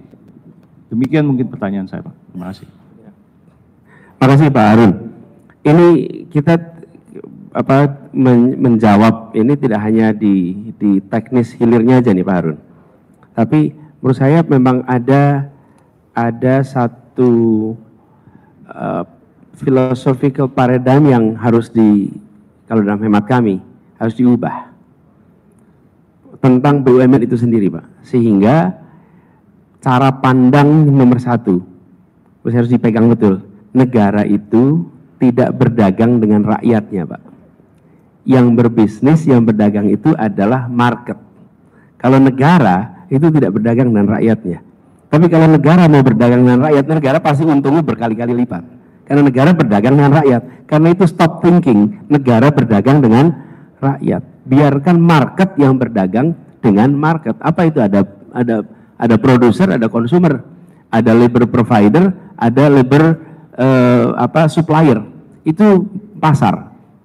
Nah, kami melihat peran BUMN di sini adalah untuk melakukan pembangunan. Jadi kita membagikan, Pak, kira-kira ada beberapa kriteria gitu yang kira-kira BUMN itu bisa kerjakan dan mana yang harus dikerjakan oleh swasta. Itu tadi sudah saya sampaikan. Nah, terkait yang hal teknis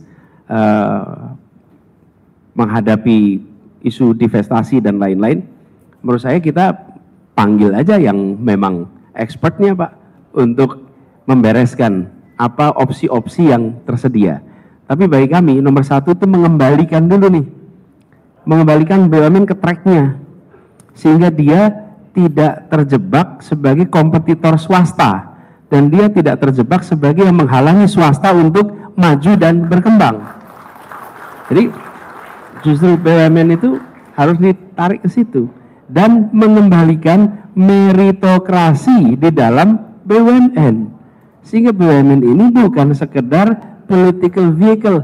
Ini kan bukan partai politik, ini bukan ormas, ini adalah institusi negara untuk pembangunan yang bekerja menggunakan metode komersial, tapi bukan institusi negara untuk mencari keuntungan komersial. Kenapa? Karena Indonesia adalah negara besar di mana peran BUMN di dalam pembangunan itu lebih penting. Ada negara lain yang ukurannya kecil yang membuat BUMN itu ditempatkan sama dia sebagai pelaku usaha sampai tingkat global.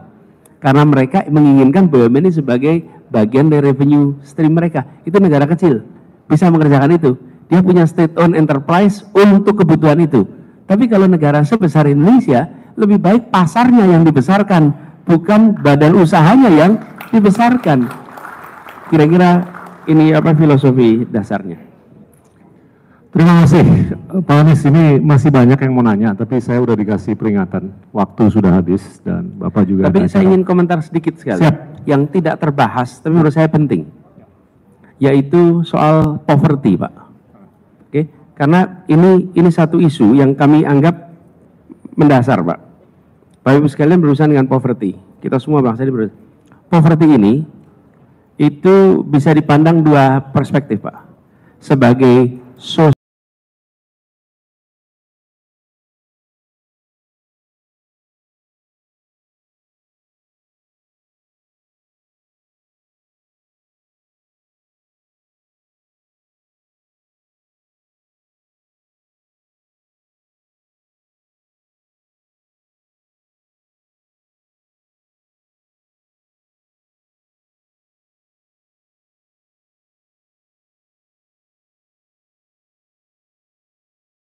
memandang ke depan, menyelesaikan persoalan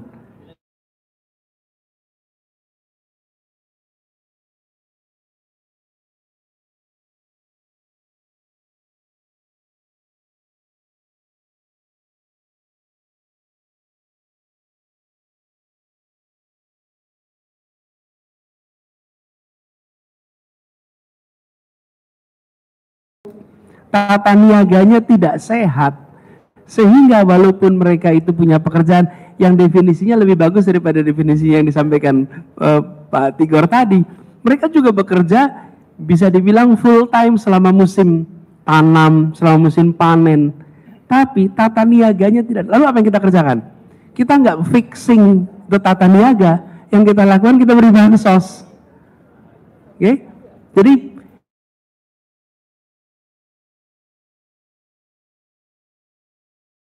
ada penyedia tenaga kerja, ada masukin modal, oke, masuk dari situ pasar. Lalu di situ terjadi distribusi. Yang masukkan modal dapat return, yang masukkan tenaga kerja dapat return, oke. Kemudian disitulah terjadi distribusi. Yang tidak dapat kita melakukan redistribusi dengan cara pajak di situ diberikan kepada yang nggak dapat, kan begitu. Nah, tapi kita ini konsentrasinya pada redistribusinya lewat social policy. Sebenarnya yang kita perlu kerjakan membesarkan dan memperbaiki pasarnya supaya mereka included di dalam pasar. Kalau mereka included dalam pasar, maka kita membereskan persoalan kemiskinan, ketertinggalan bukan lewat bantuan sosial, tapi dengan mereka dimasukkan ke dalam pasar. Nah, itulah sebabnya kenapa soal, bayangkan kalau tata niaga pertanian kita bereskan, maka petani tidak perlu menerima bansos karena pendapatan dia sudah cukup untuk hidup. Bila tata niaga karet, tata niaga kakao, itu diperbaiki, dia nggak perlu terima bansos. Jadi persoalan kemiskinan itu harus diselesaikan juga lewat mekanisme perekonomian. This is paradigm, ini paradigma yang menurut saya harus digeser. Dengan begitu, beban Bapak Ibu sekalian itu juga menjadi lebih kecil. Karena Bapak Ibu akan ditariknya bukan kepada peningkatan pajak untuk bansos, tapi justru Bapak Ibu diminta menciptakan lapangan pekerjaan untuk bisa kita menyerap potensi tenaga kerja agar kesejahteraan itu meningkat. Ini poin terakhir yang saya ingin sampaikan. Kenapa? Karena kami berpandangan dengan membesarkan pasar, memasukkan mereka ke dalam mekanisme pasar, maka distribusi akan menghasilkan prosperity. Makin banyak itu dilakukan lewat distribusi lebih baik daripada kita harus melakukan redistribusi dengan ambil pajaknya lalu serahkan. Pajaknya bisa dipakai untuk pembangunan, bukan dipakai untuk bantuan sosial, karena soal kemiskinan yang diselesaikan lewat pasar. Tapi mungkin ini secara politik kurang populer, Bapak Ibu sekalian. Kenapa? Itu betul Pak Sofian. Karena kalau ngasih bansos itu konkret. Oh, terima kasih Pak, saya bertransaksi ini dengan rakyat. Saya berikan A, Anda milih saya, gitu kan kira-kira? Benar nggak Pak? Tapi kalau pakai policy ini nggak kelihatan itu transaksi antara pemimpin sama rakyatnya itu. Karena ya, tapi sekarang kita mau pilih mana? Mau negeri ini dijebak di dalam situasi begini, atau kita memberikan kepada semuanya harga diri karena mereka dapat pendapatan bukan lewat bansos, tapi punya harga diri. Kenapa? Ya, saya pendapatannya cukup. Dari mana? Dari pertanian saya. Saya pendapatannya cukup dari kerja saya. Bukan saya hidup karena dari bantuan sosial. Dan ini reformnya dari politik juga Pak, ke ujungnya. Kira-kira begitu, penutupnya aja. Makasih. Pak Anies, terima kasih banyak. Bapak Ibu sekalian, tepuk tangan untuk Pak Anies Baswedan. Saya silakan balik ke Safrina. Silakan Safrina. Terima kasih banyak Pak Gita Wirjawan, terima kasih banyak Pak Anies, dialog yang begitu inspiratif dan konstruktif dan tentunya memberikan insight tersendiri arah kebijakan ekonomi jika Pak Anies diberikan amanah tentunya menjadikan Presiden Republik Indonesia. Sebelum kita tutup dialog Apindo Capres 2024 ini, kita berikan kesempatan kepada Ibu Sinta Wijaya Kamdani, Ibu Mari Elka Pangestu dan Bapak Bobi Gafur Umar untuk memberikan roadmap perekonomian 2024 hingga 2029 kepada Bapak Anies Rashid Baswedan. Kita berikan tepuk tangan dan aplaus yang meriah.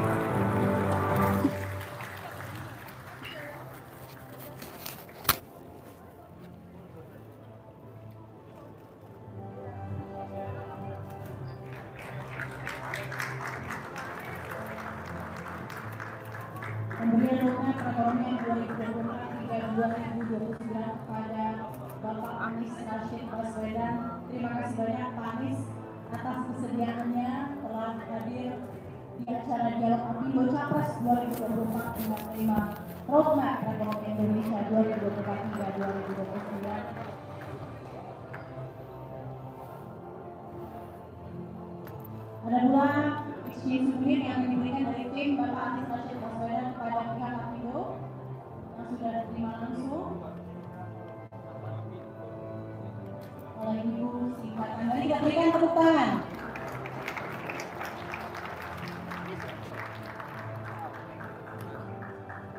Membagikan di situ tahu nggak? Apa ini? Ditanyakan sehingga bisa daripada nyetak lebih banyak kan, Bapak Ibu sekalian bisa maklum, bukan hanya untuk energi kita disimpan, tapi memang energi kita juga lagi terbatas Bapak sekalian. Jadi kita nggak bisa nyetak banyak-banyak. Jadi kita bagus silakan baca. Yang tadi saya sebutkan dua dimensi, mudah-mudahan bermanfaat. Terima kasih banyak Pak Anies atas penyerahan dan pencerahan roadmap ekonomi Indonesia 2024 hingga 2029. Ini menjadi akhir dari kebersamaan kita di dialog sesi pertama Apindo Capres 2024 dengan tema roadmap perekonomian Indonesia 2024 hingga 2029. Terima kasih kepada para sponsor PT Wismil Keti Mahmud Tbk dan PT Sumbawa Agung Tbk. Saya Safrina Nasution pamit undur diri, sampai jumpa di sesi berikutnya CNBC Indonesia Beyond Business. Terima kasih banyak.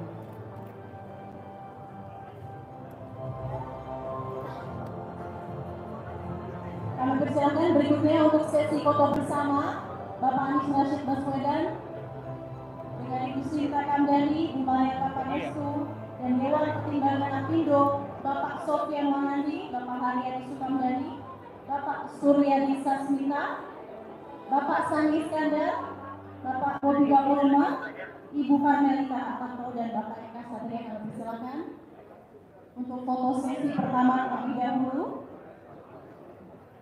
Kami akan panggil terlebih dahulu.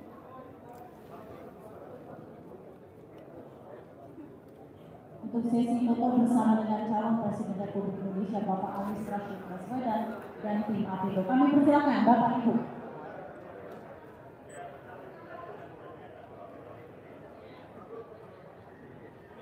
Kami persilakan untuk maju ke depan stage. Foto bersama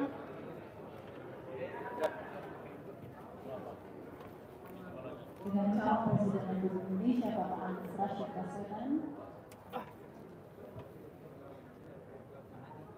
dan Apindo.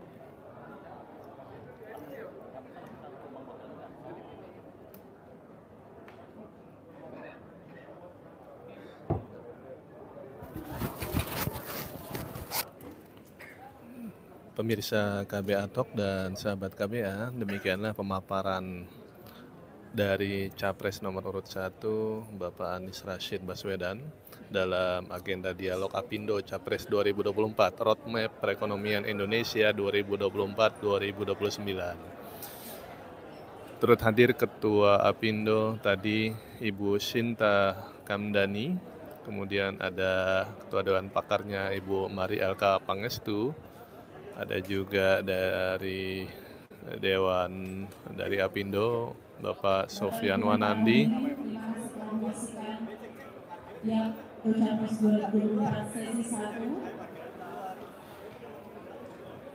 Kami juga menyediakan hidangan untuk saat ini masih digunakan sesi foto-foto.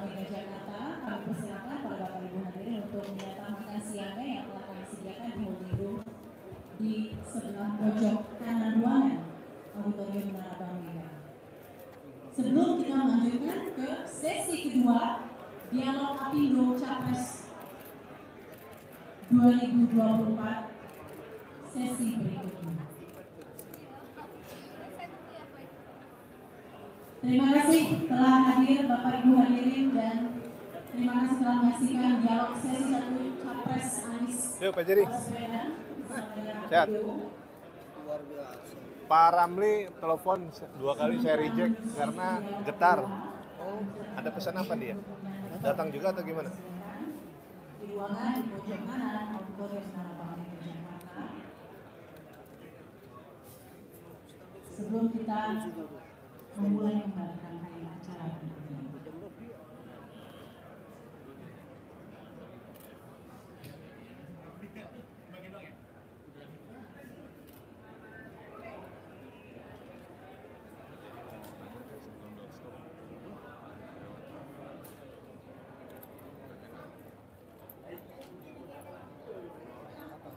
Juga pertanyaannya Pak Ibu ini, kan besok mereka debat nih.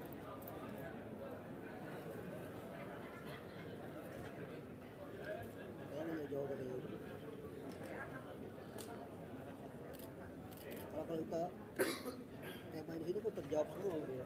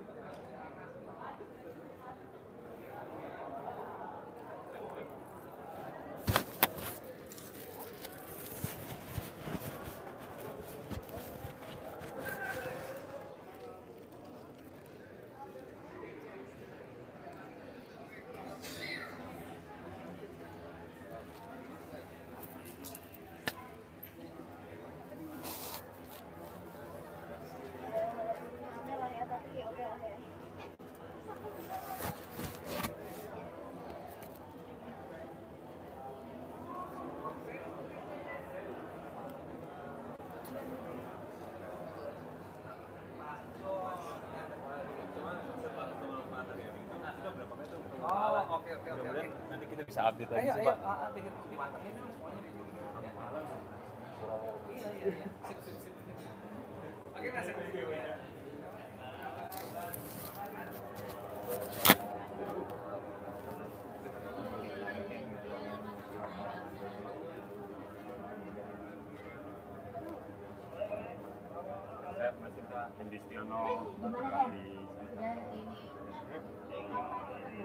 Iya kan support sih. Iya. Iya kan.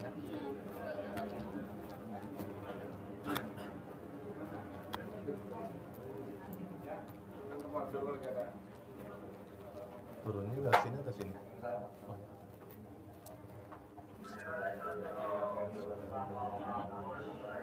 Capresnya sana kan? Capresnya sana.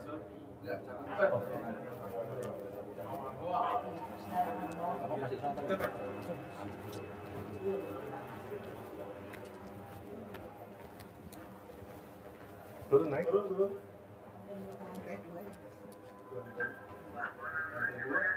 Depan Ibu.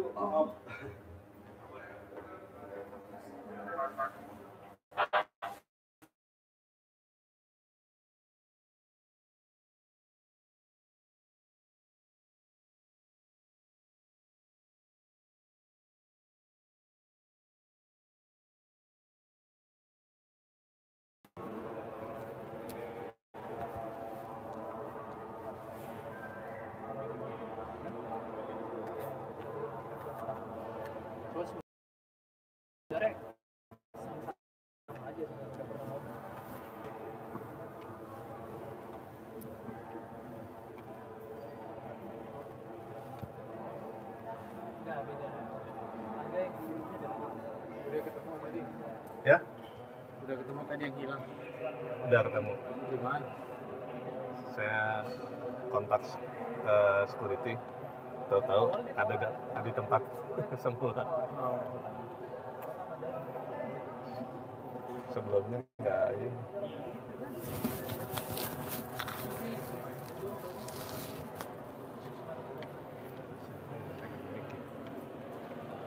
Banyak di depan pegang. Sebentar ya Pak.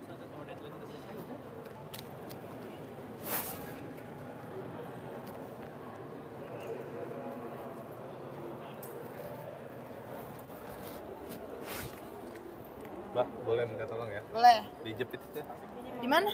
Ada nggak jepit? Kagak ada. Nggak ada. Ini Bang, nggak ada nih. Nah, Benar. Sini aja. kasih. Kita deh.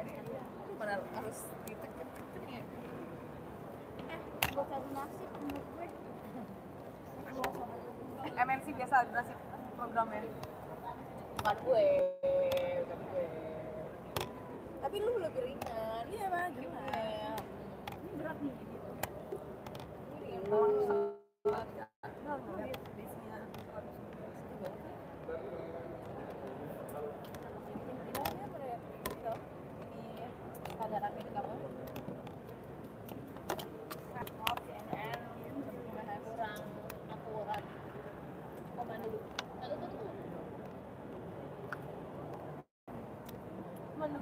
Makanya dari luar tuh realitas kan.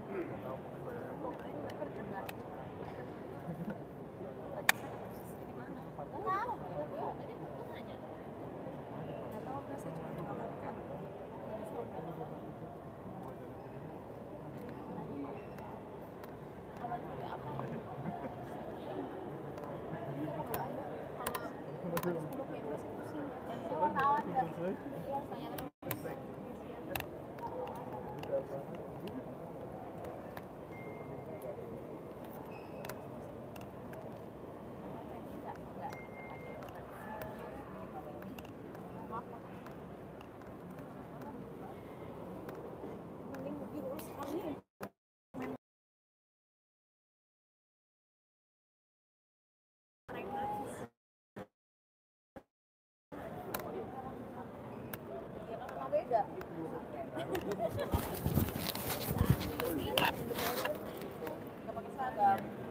Pemirsa KBA dan sahabat KBA, sesaat lagi mau disamain. akan dilangsungkan keterangan pers yang akan disampaikan oleh Capres nomor urut 1 Anies Baswedan yang akan didampingi oleh pengurus Apindo pada hari ini Senin